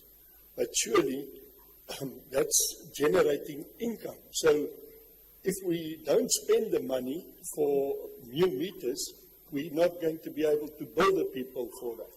So we need the costing on the metering system so that we can immediately improve our revenue and cut our losses, because we are experiencing big losses. It was answered. That's the first one. The second one that I would like to establish is the matter on migrating to SAP for HANA. How far is that process? When will it be done? Because what I picked up in the report and what was answered is that billing is not accurate currently, and they cannot do it. That's why they're moving to a new system.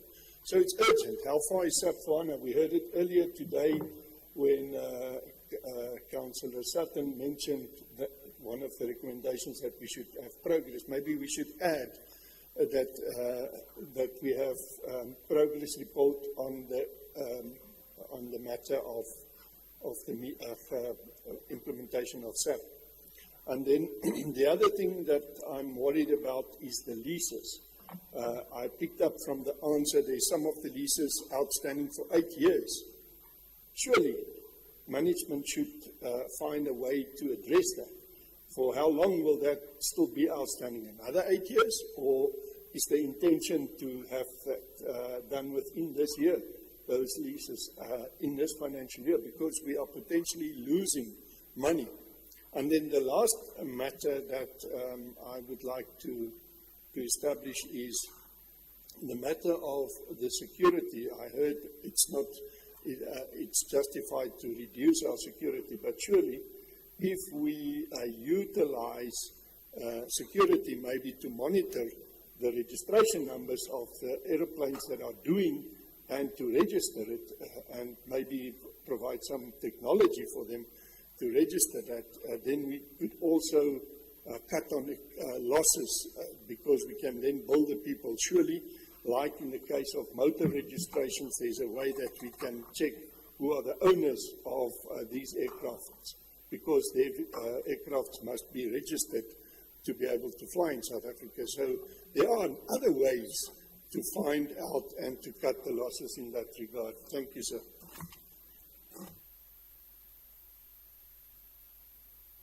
Thank you, Councillor Grandi, Councillor Mabusela, and then Councillor Ferguson.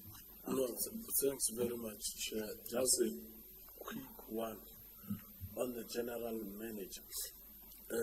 In relation to page 98, under table 4.8 of your report, in where you indicate that there is exponential rise in uncollected revenue generated in 2023 and 2024 financial year.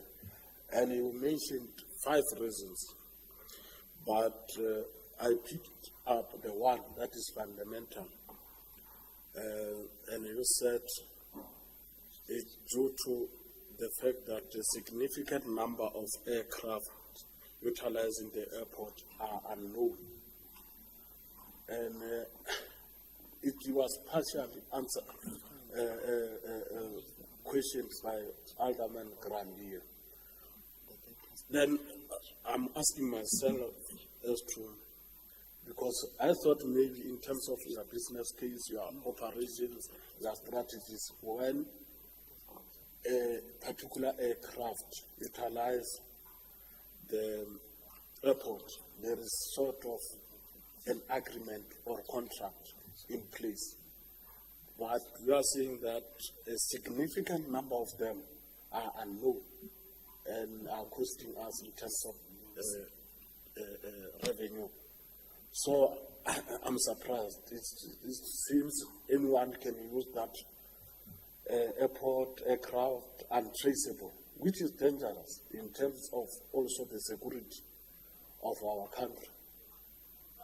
The threats, Rwanda can just decide that we are going to utilize Vanderpool because it's untraceable, and they do so. Just your sense as to how this happened and what can be done urgently to deal with it. Thank you.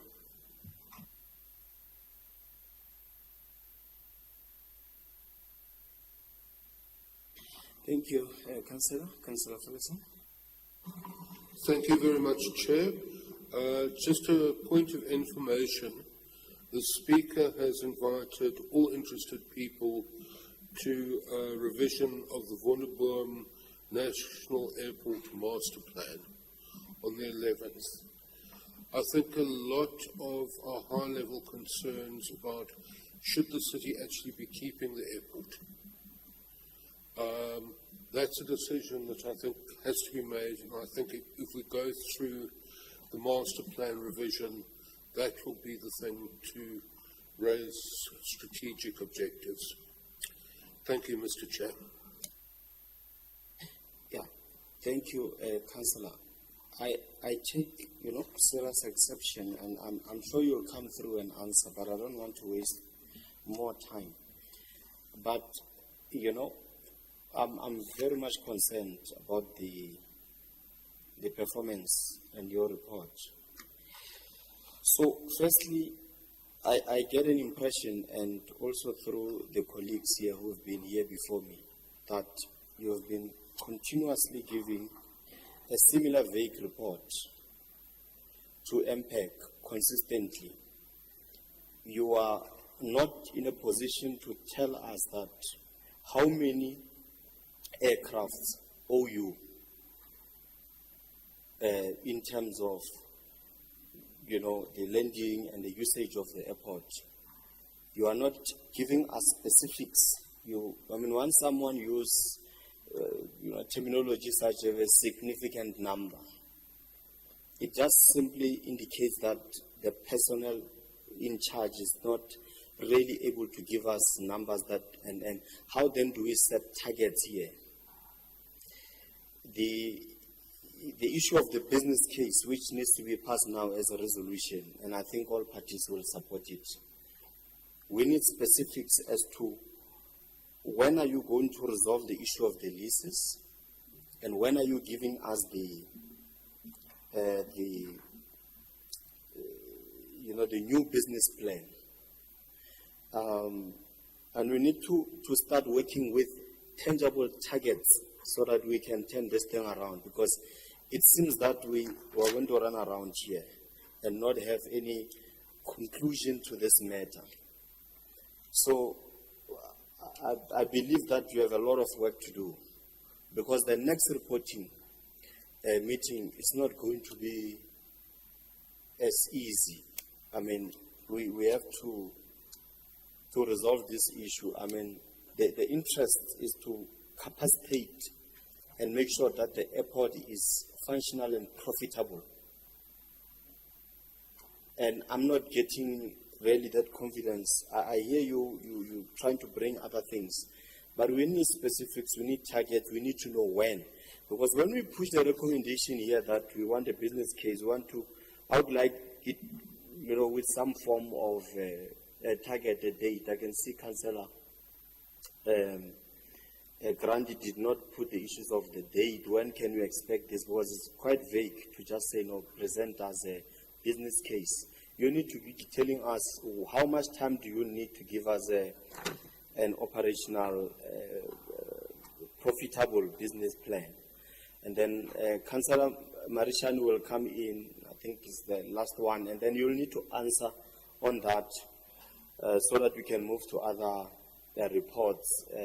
There will also be another hand. I don't know if it's before or after, but Councillor Mabusa Marishani, and then we'll get a hand just before you, General Manager.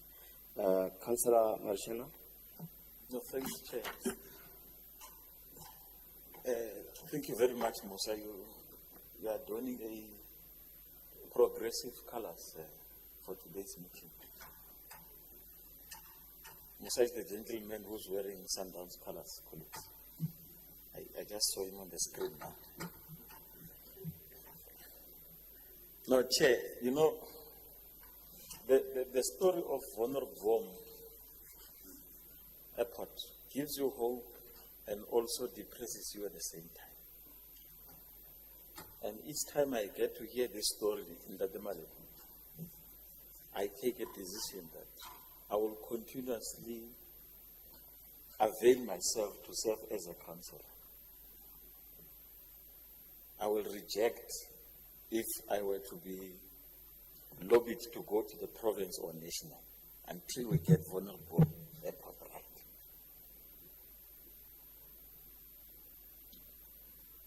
Similar to water and sanitation and electricity, I want us, Chair, before we get to the point where National Treasury comes to us and say, this is the model you must follow, we need to do something as the city.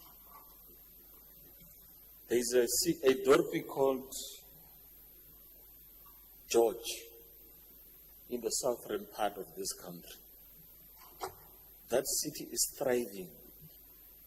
And one of the reasons that is thriving is because of the George Airport. The late former president of this country, P.W. Botha, was using that airport. Was not using the Cape Town airport or any other airport.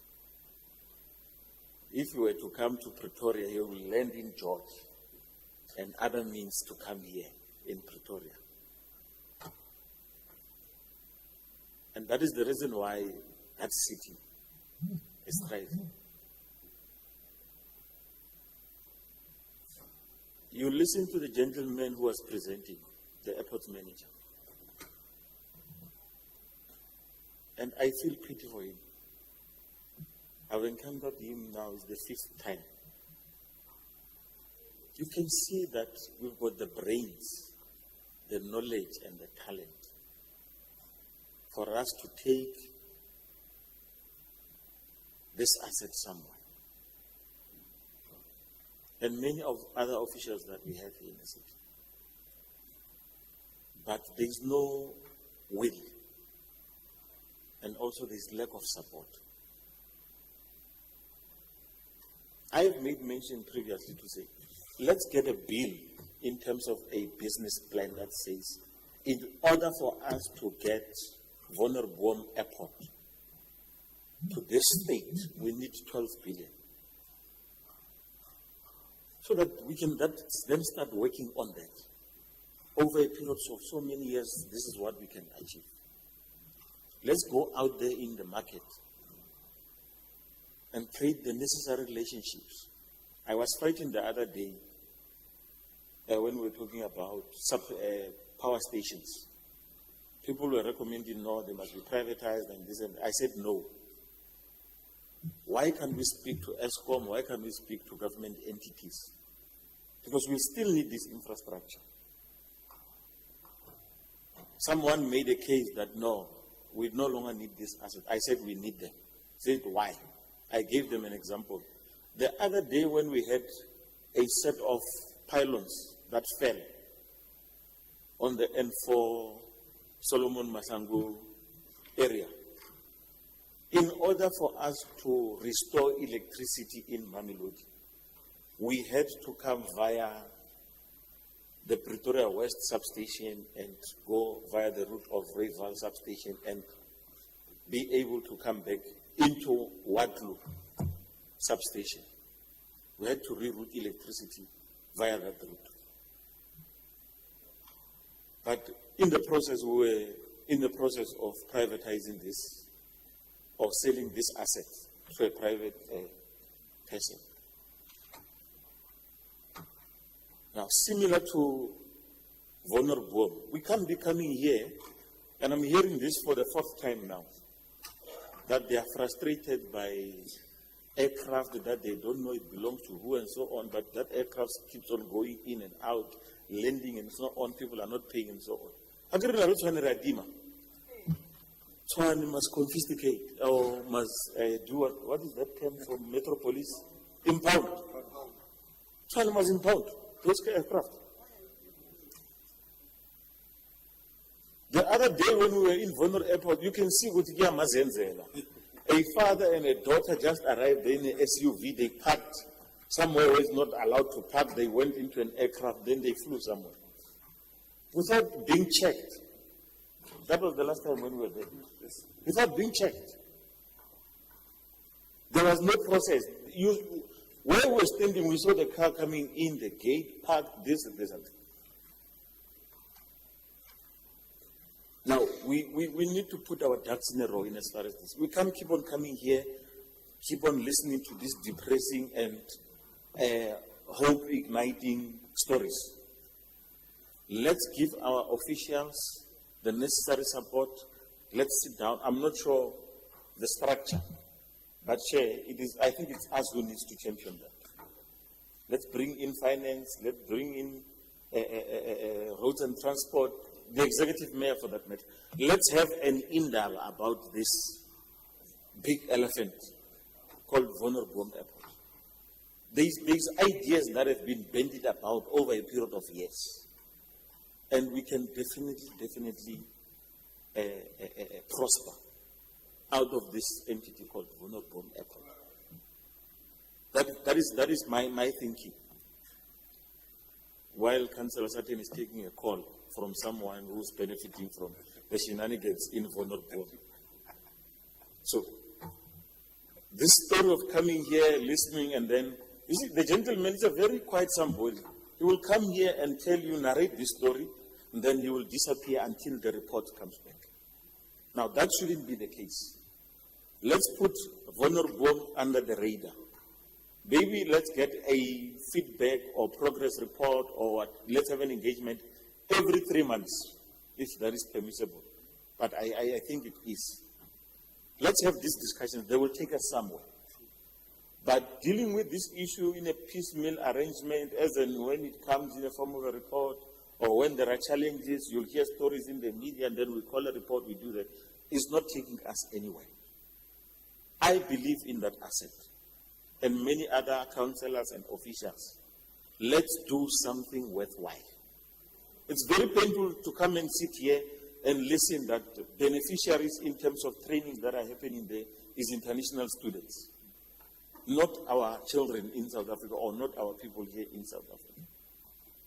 It can't be. That is distasteful. That is shameful. So let's do something proper. Chair. I'm raising these issues as a point of concern, and with the hope that we can still salvage something out of this. Let's rescue that asset.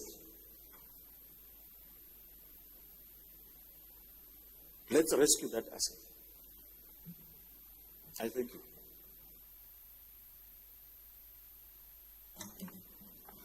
Chair. Oh, sorry, I was not.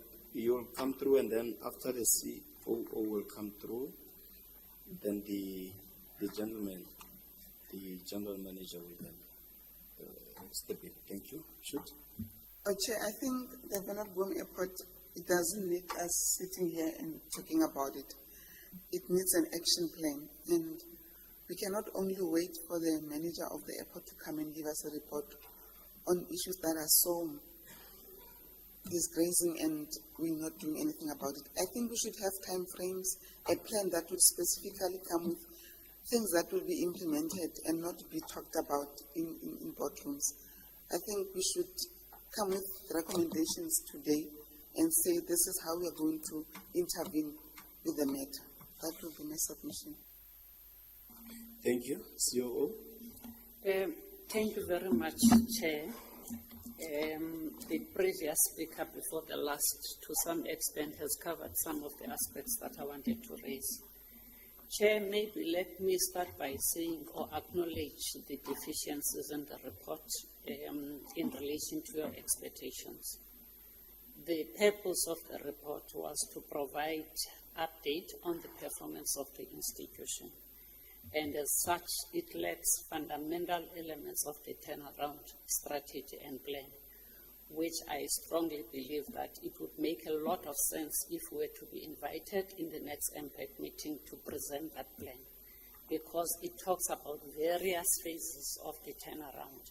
And probably let me start by saying that there is a turnaround plan that has been developed, and we are supporting that such turnaround plan be implemented in various aspects as an institution. But parallel to that, there was a decision that we should appoint transaction advisors based on the challenges that we have in respect of the financial performance and the sustainability of the airport.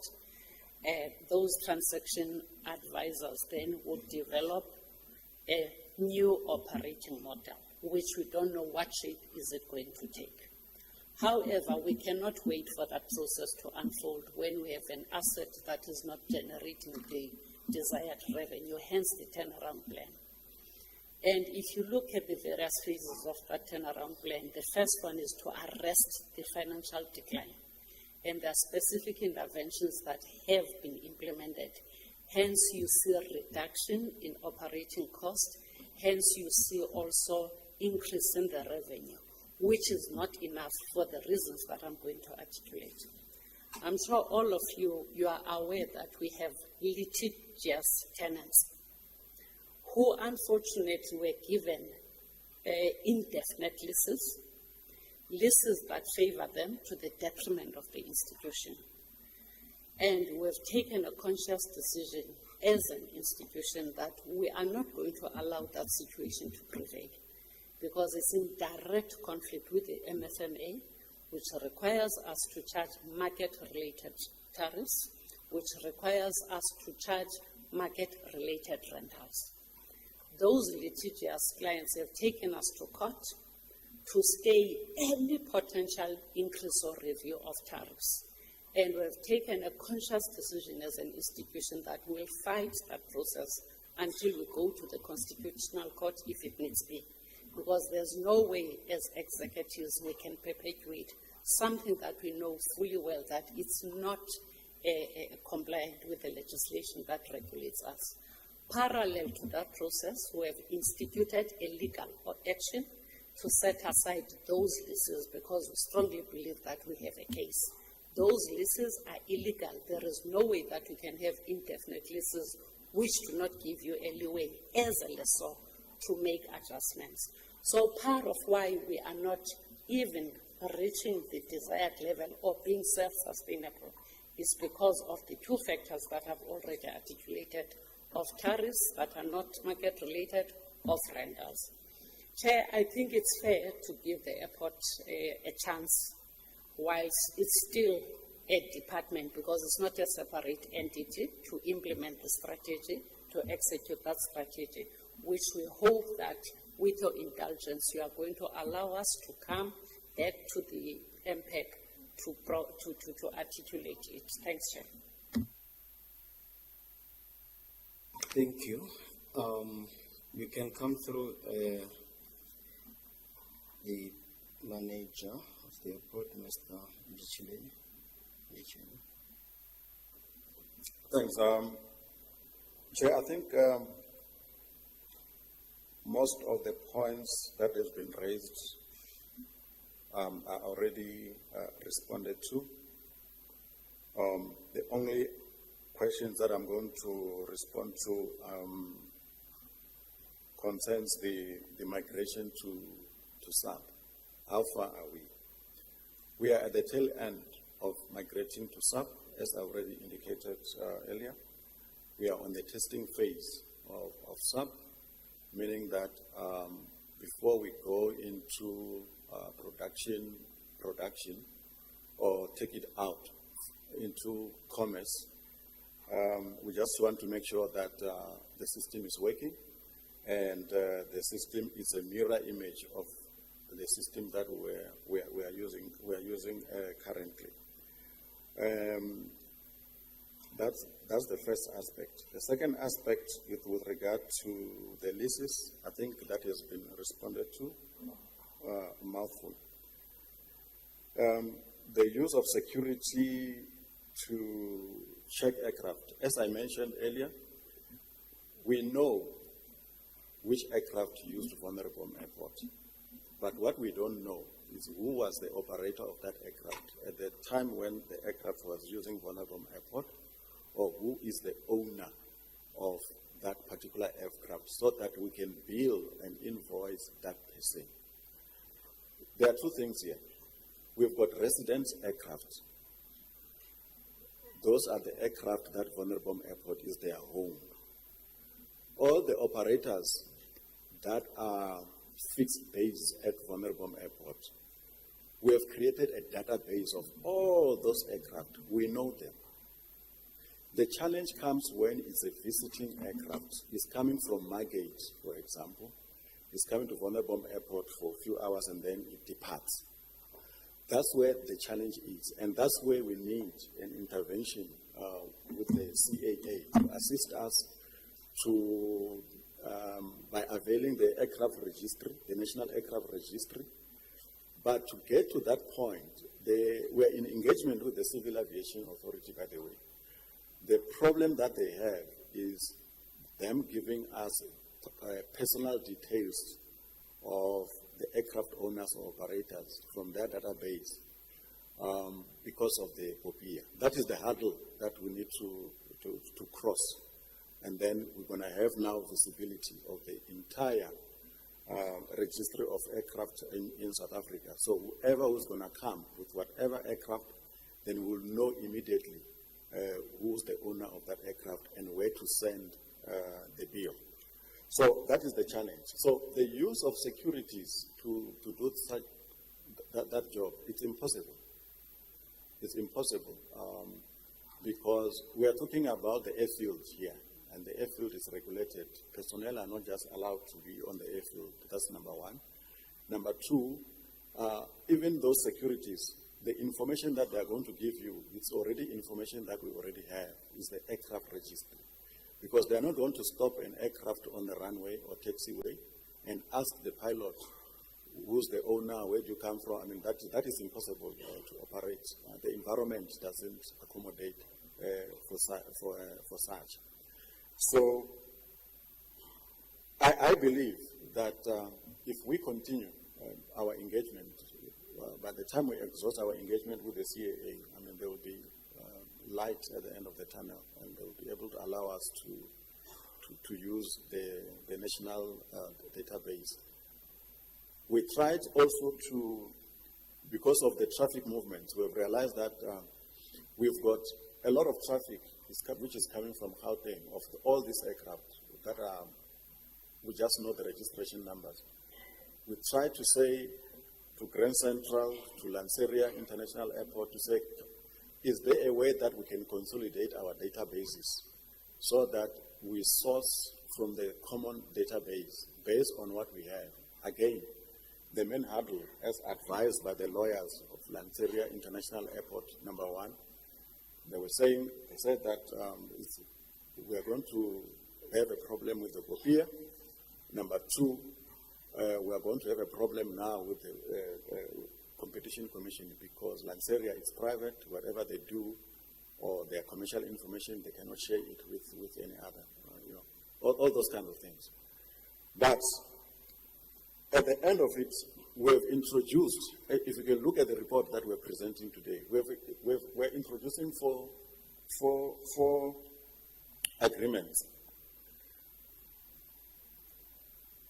These four agreements is 2 lease agreements, which is developmental, meaning that the city is just leasing the land and invest for whatever period, and when that period expires, the developments and everything returns back to the city. That's what the municipal asset regulations prescribe.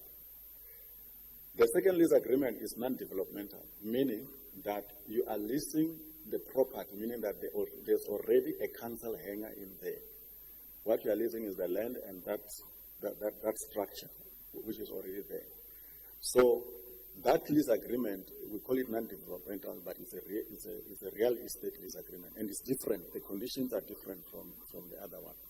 Hence the need to separate the two, so that there's no confusion at the end of the day. Then the third lease agreement, the third agreement that we're going to have is to do with the retail. I mean, we've got kiosks, we've got car hires, we've got restaurants or shops or whatever. We need to have a retail lease agreement for that. We cannot have a common lease agreement across. Then the last one is the aeronautical one, which is called the user rights. In the commercial aviation space, they call them slots. So we are now, because of the challenges that we are facing with the accounts, we have realized that these accounts, we are just creating these accounts and registering aircraft, but there's no legal binding agreement, which is the user rights agreement that you say, yes, I'm going to have this account, I'm going to open a flying school at Vonderboom Airport, these are the aircraft that I'm registering, and every month I'm going to be billed and pay accordingly. So we need to have that agreement. Unlike, as opposed to what it is now, going back into the history. So those are the measures that are already muted, and that are the measures that we are putting in place with the assistance of the airport company of South Africa. Finally, the master plan development.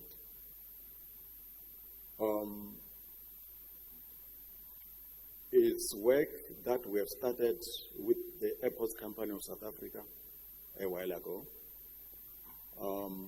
The work is going to come to the deliverable of the airport master plan is coming now by June. And we have been engaging stakeholders around the industry, in government, and now the citizens of Tshwane, including the Vonderboom Airport aviation community. So what is going to happen is we are going to have the master plan. The master plan is going to give us direction as to how should this airport grow, and to answer even the question whether this airport should grow, and in what size, and in what phases, over what period, depending on the prevailing or forecasted prevailing market conditions, and also depending on the vision of the city of Tshwane with Vonderboom Airport. So the master plan is going to be delivered by June 2025, and with it, there's going to be the airport development plan to say, yes, here's the master plan, and this is the development plan that goes with the master plan. Once we have these two documents,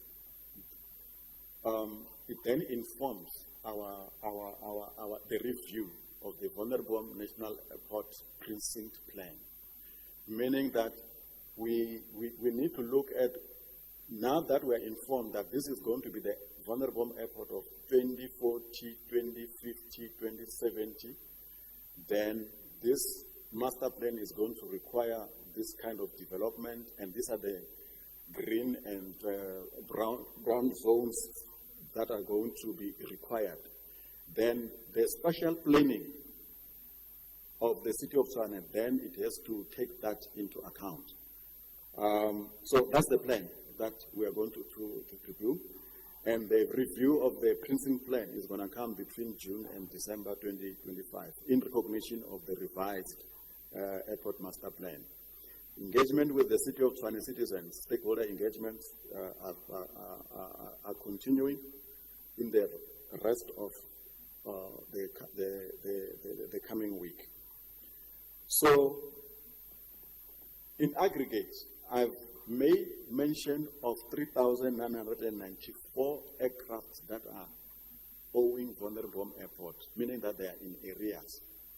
And I've said 2 weeks ago, we've issued a notice to the entire industry, including to the operators at Vonderbom Airport, so that wherever you are, if you see your aircraft in that list, whether you are in Ulundi, you are in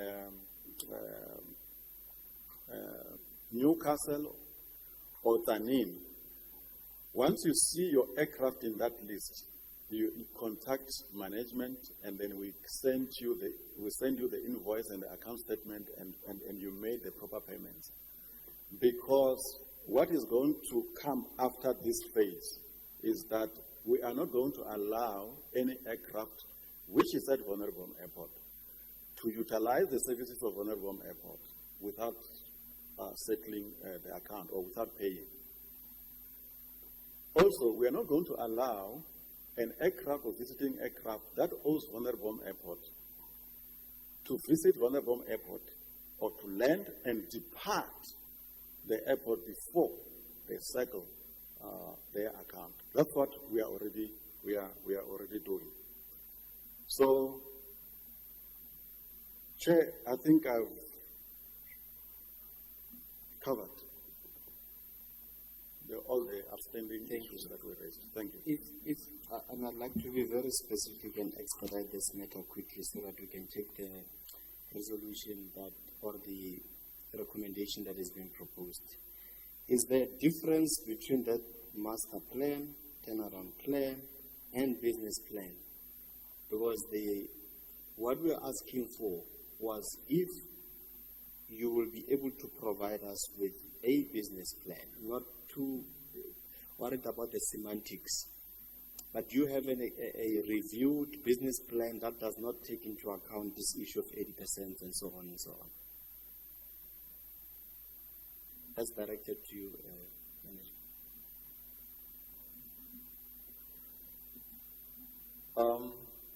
There's no difference between the turnaround plan and the business plan. It's more or less the same thing. It depends on what problems are there to be solved. And in this case, I can say that what has been requested as a business plan is already there, which is the turnaround plan. All what we need to do is to revise. I'm going to ask you to not over-elaborate. All right, thanks. Yeah, we're not going to finish. Do you know how many lease agreements have expired?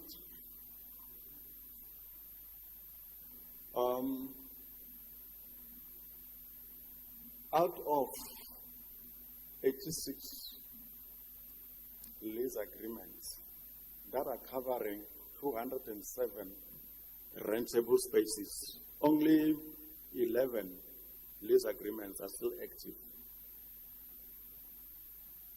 The rest have expired. Right. So when do you plan to renew them with better terms, the ones that expired?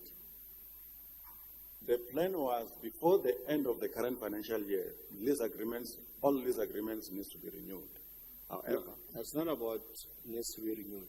When are you going to renew the ones that are expired? Please, let's not speak in general. We know they need to be renewed because they've expired. So if you give me an answer that says they need to be, what is the whole point about it? I think COO wants to intervene. Chair, we did indicate that there's a problem with how these leases have been structured.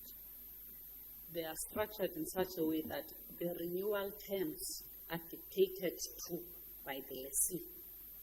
And therefore, even if we wanted to accept a renewal, we can't accept a renewal on terms that are non-compliant with the MFMA. So hence, we are exploring the route of litigation to force, to get the court to compel those leases to come to an end so that we structure new leases that make sense, Chair. That process has started, COO? Yes, sir. Yes, that has started. It's the process that I spoke to earlier on. Okay. Right.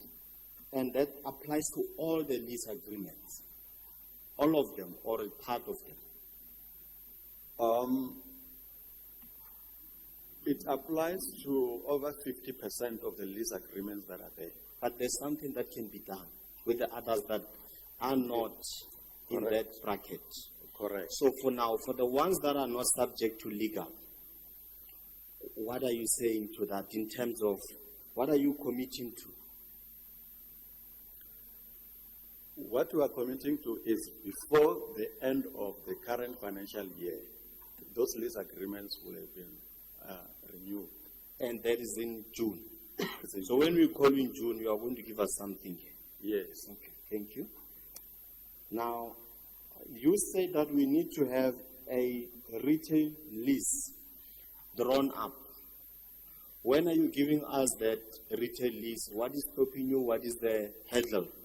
And is it then the same lease that we are discussing, or is it a different set of category of leases that we are dealing with here?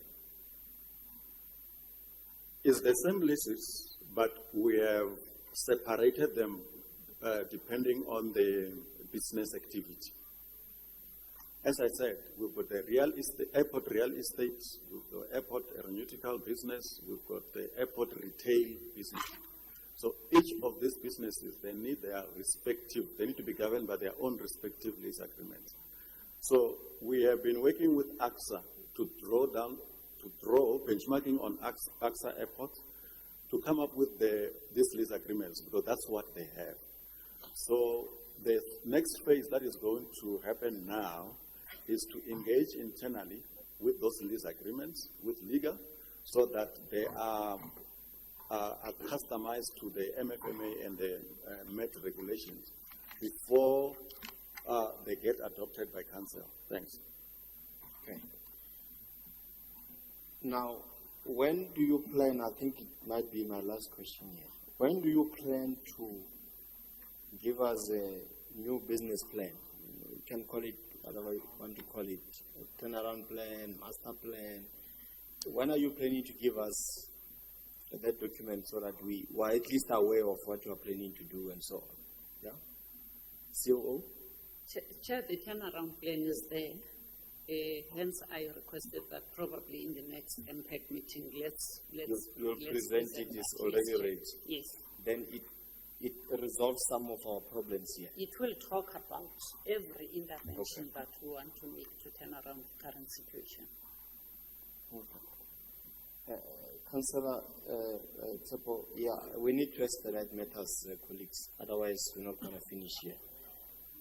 Yes. I want to check with yourself, Chair, on our process plan. Do we have a presentation meeting so that maybe those meetings assist us in getting the full presentation and understanding whatever is happening in the process plan? Maybe if we have one, we might also utilize it to add their presentation as part of it. Yeah. That's what I want to check. And another one is the issue that is with the legal. When is the dates, cost dates, and what? Because if you just say it's subjugate matter without giving the full information on when do the legal anticipate it dealing with the matter. That's all. Yeah. No. Thank you, COO. Chair, we can circulate the presentation, but also we can update you separately in the next meeting with the legal process as to where we are, but without divulging the finer details because the matter is in court.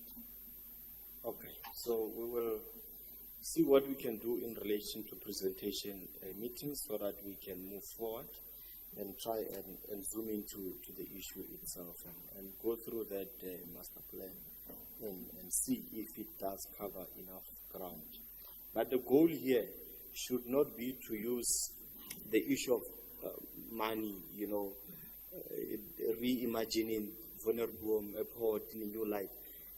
We should strive to use what we have now, collect what we need to collect, utilize the existing infrastructure, not redeveloping.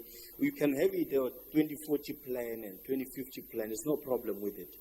But the point here is that immediately we need solutions now for the problems with the current existing infrastructure, not what you want to see in 2050.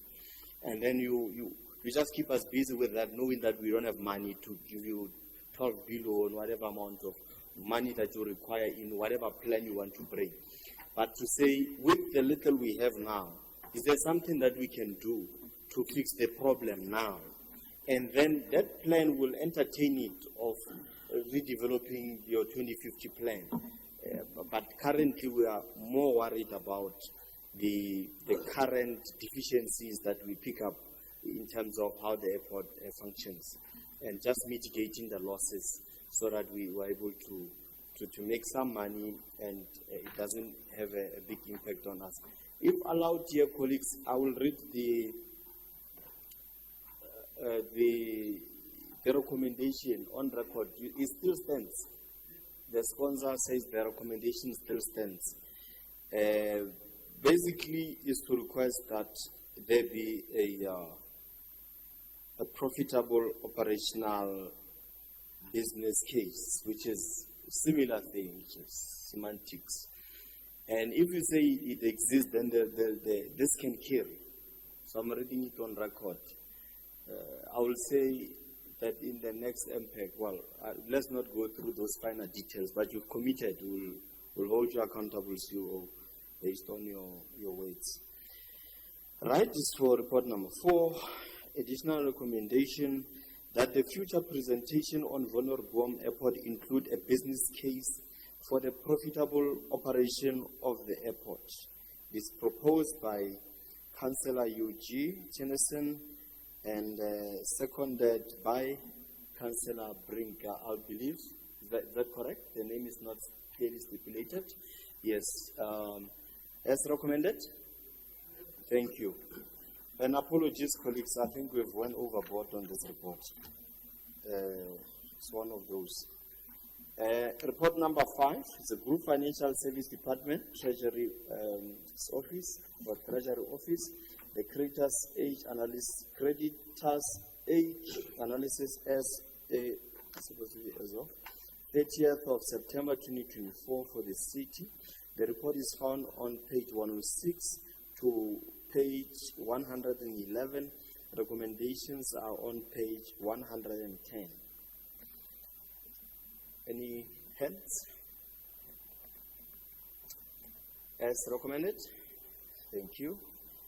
The report number 6 is from Group Financial Service Department. Progress reports, implementation of MFMA Circular number 113 regarding the Work and Able Audit Action Plan for July 2024. The report is found on page 112 to 1125, or 125, my apology. The recommendation is found on page 125. Any hands? Oh, yes, Councillor Ferguson. Thank you, Mr. Chair. I'd just like to point out that this report covers very much what we discussed in Report 3. The only difference is that the dates of the annexures are different. And I want to say I am incredibly grateful that we're getting the report, because it's been a while. So 2 in 1 time, I'm not going to complain, but it's wonderful seeing it, and let's see more of them. Thank you, Chair. Thank you, Councillor. Any other take? We are fine. As recommended? Thank you. Report number 7 from Group Financial Service Department under the Financial Report and Assets, Reporting and Assets. Submission of the annual financial statements for the year 2023-2024 financial year.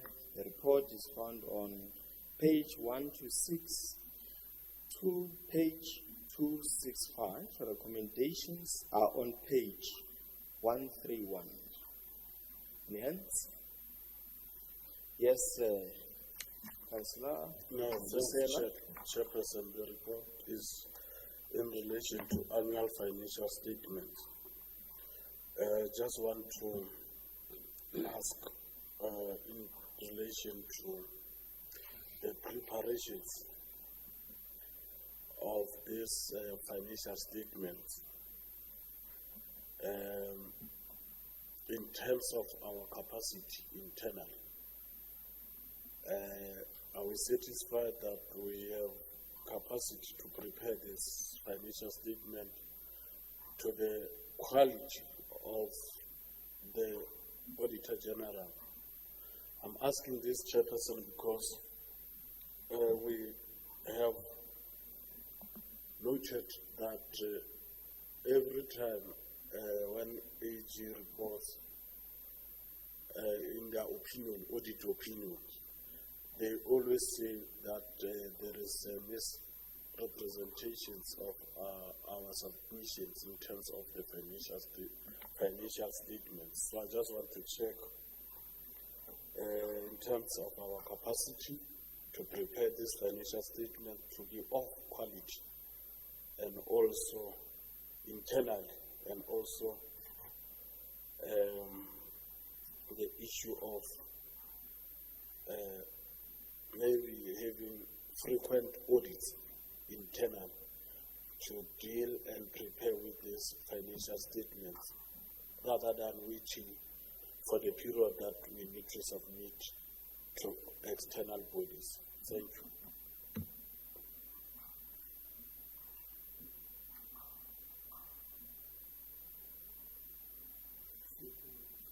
I think CFO will intervene.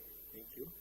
So I think from the city's perspective, we are in the process of capacitating our group financial services. We do have sufficient capacity to prepare a set of financial statements. As you can see, this report outlines the process that was followed in the previous financial year in aid of addressing the inadequacies that happened in that prior financial year when the financial statement was submitted late. Over and above this, we've adopted a process of preparing interim financial statements which are scrutinized at all levels of council from a governance perspective. It's a similar approach that we're doing this time around again. The only support that we have is in the form of the system support, paid-for support, which is used to prepare the financial statements. So, in short, Chair, we do endeavor to ensure that the financial statements that we prepare are fairly presented. Of course, in the event that deficiencies are picked up during the audit process, in order to avoid findings, as a city, we normally propose to make adjustments to those financial statements, which then raises concerns with the Auditor General. But it is an element that we're working on, and the use and the adoption of interim financial statements to ensure that we minimize potential adjustments during the audit, and also to ensure that we increase our ability to submit a quality set of financial statements on time. Thanks, Chair. Thank you. Any other hands? As recommended. Thank you. We'll go to the first supplementary reports, and then the report number 1 there under consideration is from the Health Department, report on the construction of the new Lusaka Clinic as of December 2024. The report is found on page 5 to page 21, recommendations on page 21. Any hands? Yes, Councillor Fraser. Thank you, Mr. Chair. My big question is, when is this clinic going to be open? We've been looking at the support with it being 97, 98, 99% each time. Can we please get a date when it's going to be open? And also, it's not quite clear from the report if there are any financial irregularities in the background. Can we please get a commitment that if there have been losses, that we will receive reports on the background? Thank you, Chair.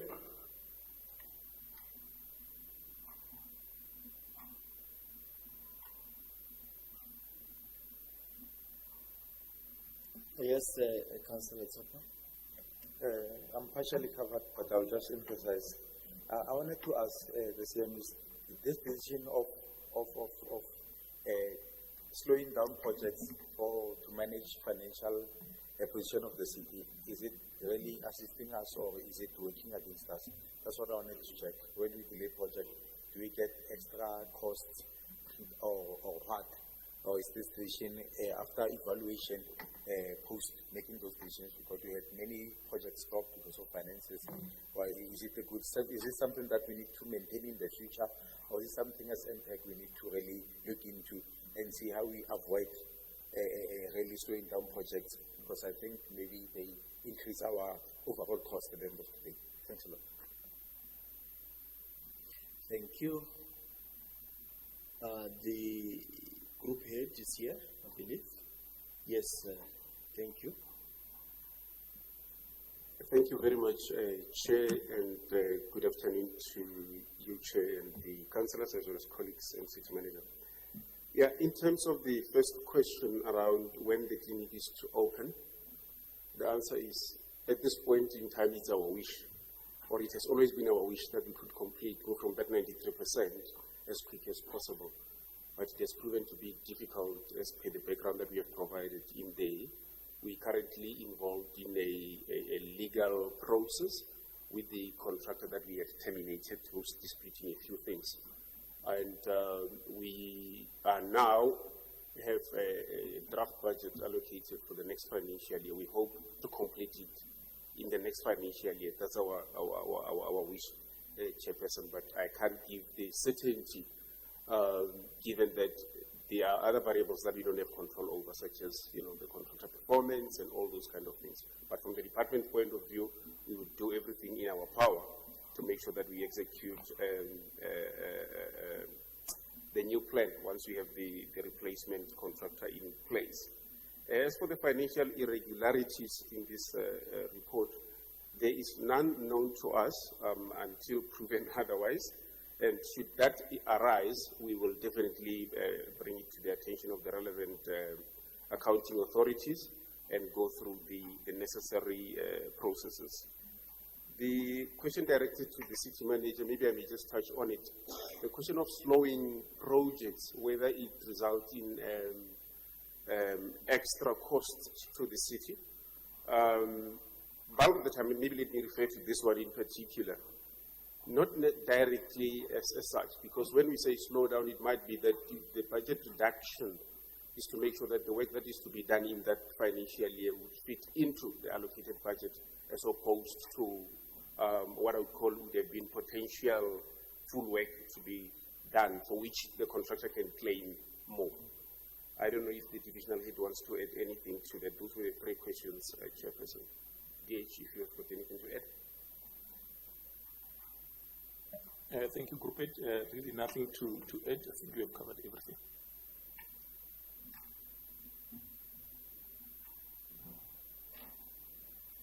Siam? Chairperson, it is less than ideal when projects are stopped because of financial constraints. There were financial constraints when we could not access loan funding in a particular financial year when we budgeted to finance project out of loan funding. So it was necessitated. When I say it's less than ideal, it is because not only does the project stop with all of its consequences, because now you have an asset that is there. It's a AUC asset under construction that at some stage you must give account to as to what is it that you're going to do there, how you're going to capitalize that. There's also the cost of for the municipality towards the contractor, because the contractor must actually cancel the contract. So there are costs involved, and in other areas, like for example in roads and transport, we are currently busy with trying to revive some of those contracts, but some of them we would have to make upfront payments. So it is not ideal. In fact, it is a problem. CFO, did you want to add? Can I just check? Sam, I think I'm covered.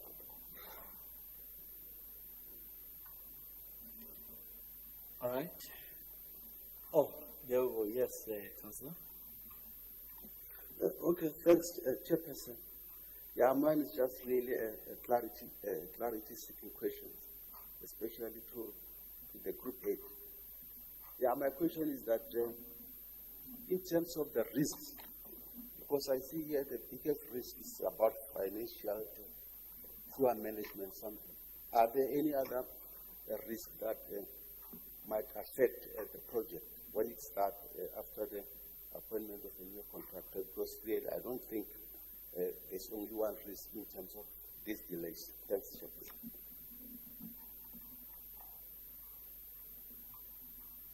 Anyone from the officials? Prepared? Additionally, question on that one, risk. Mr. Chair. Thank you.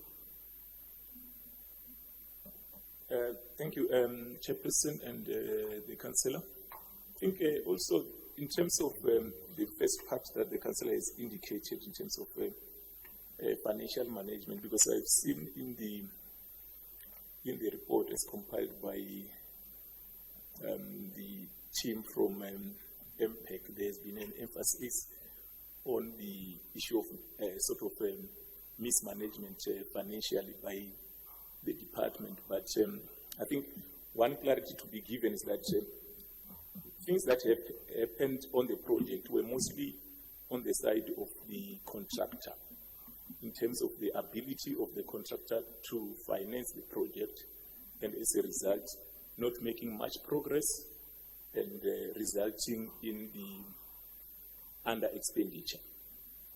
So that risk going into the new financial year can still prevail, but obviously on our side we have to do our mitigation in terms of managing and monitoring that project in line with the contract and making sure that that which is in the program is delivered on. But when it comes to the inability of the contractor to do the necessary investment, you'll find that as ourselves, the only thing we can do is to follow the procedure in terms of managing the contract and ultimately getting rid of the contractor if the contractor does not deliver accordingly. So that is the risk that remains. So the main risk is the ability of whoever will be appointed to work within what they will submit as a program. Thank you. Thank you. Chairperson, I believe as a city, we have more capacity than any contractor as far as contract management is concerned. And I think we need to look into the type of contract we enter into with contractors so that we have more power. Because honestly, we're losing a lot of money. I was just asking a question, but doesn't mean I don't have information.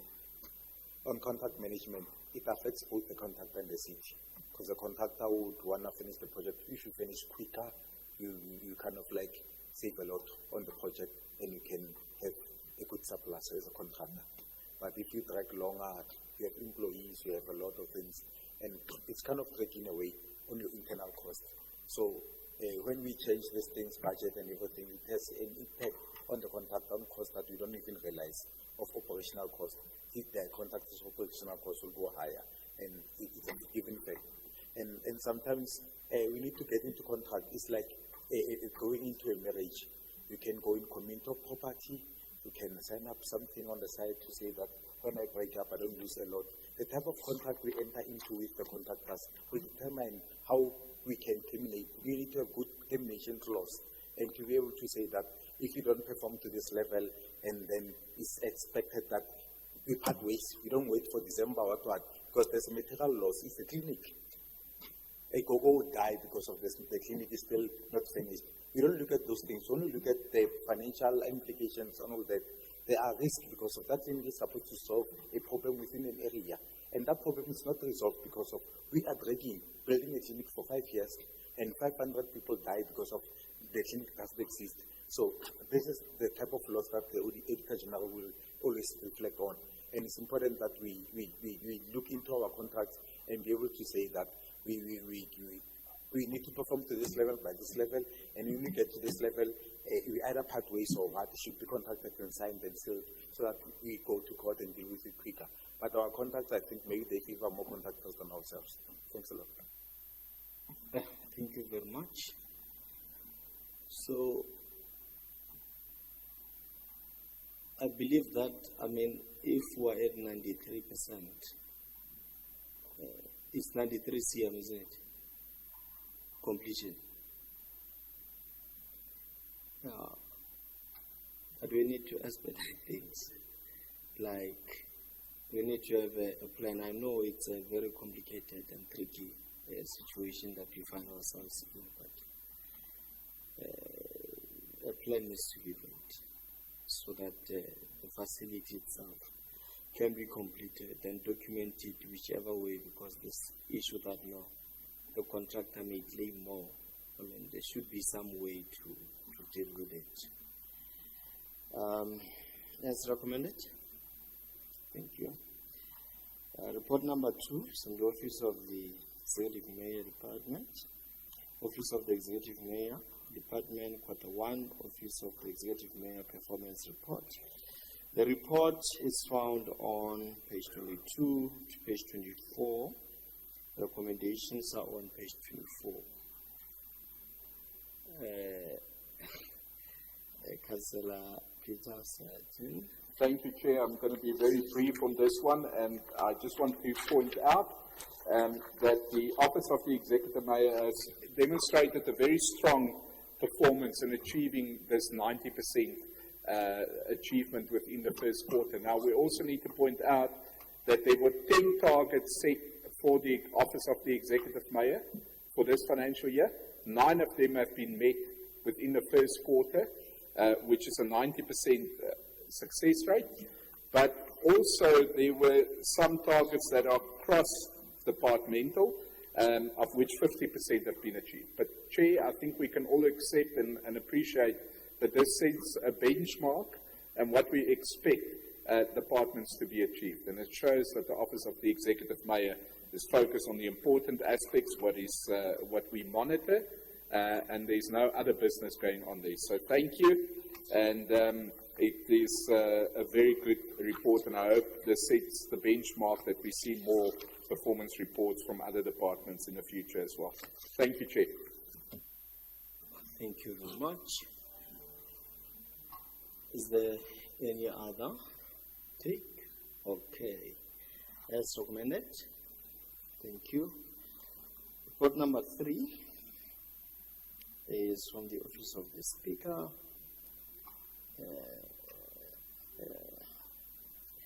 Municipal Public Accounts Committee MPEC Consolidated Midterm Performance Report for the period of 1 July 2024 to 31st of December 2024.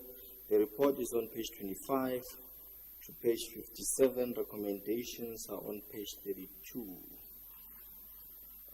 Yes, Councillor Ferguson.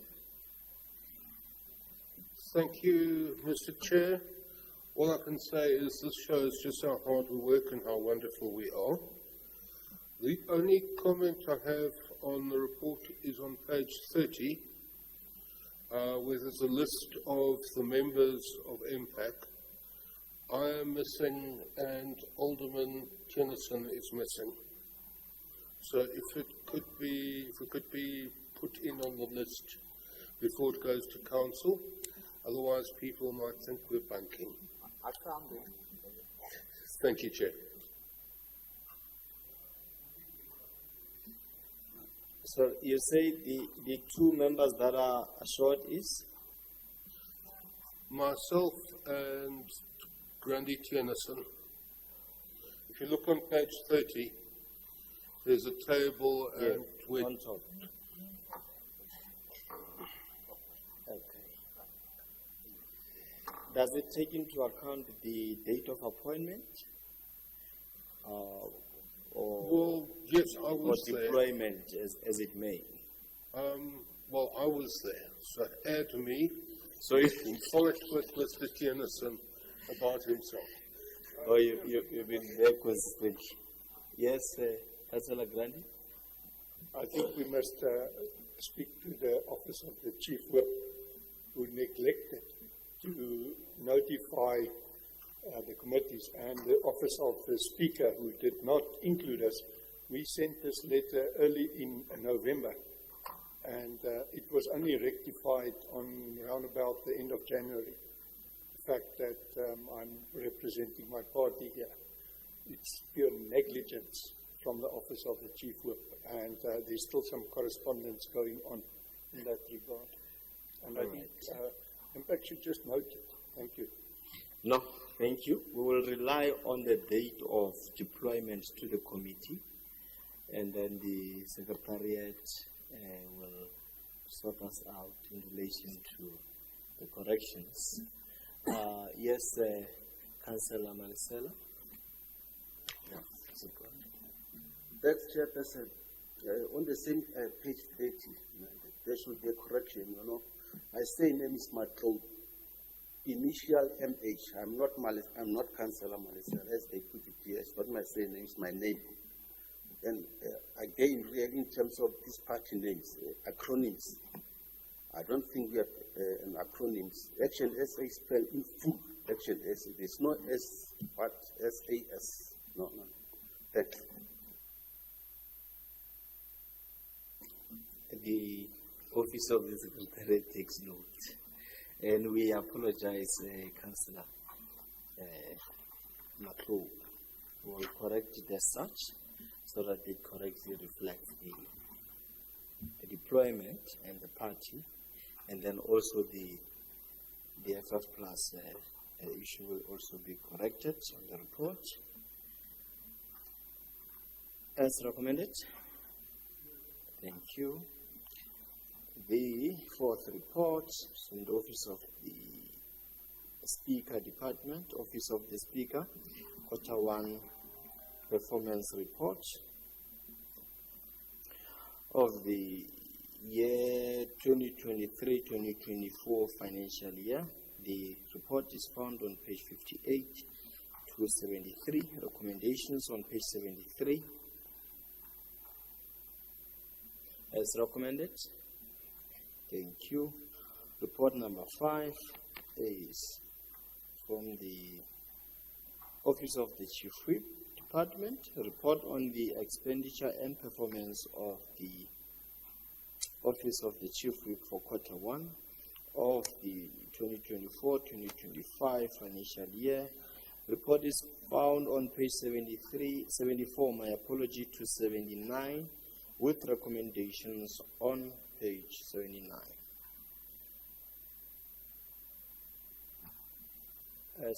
Okay, there is a hand. Councillor Simpane. Thank you, Chair. The question is with regards to non-compliance of councillors. Are the figures indicated there still the status quo, and what are we doing about it? Thank you, Chair.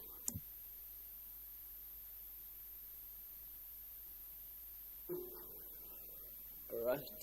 I believe we have a group head here of the Office of the Chief Whip. Mr. Paul, you had a question. Thank you. Yeah, thank you very much, Honorable Chair of the session, and a very good afternoon to yourself, councillors, my colleagues in the House here. I've heard the question in respect of non-compliance on the part of the councillors.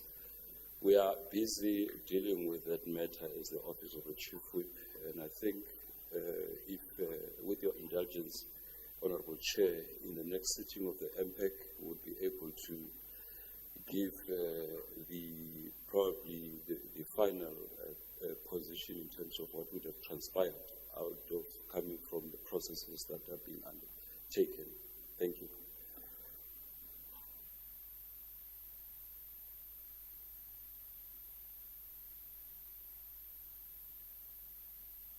Our colleagues will go to the second supplementary agenda.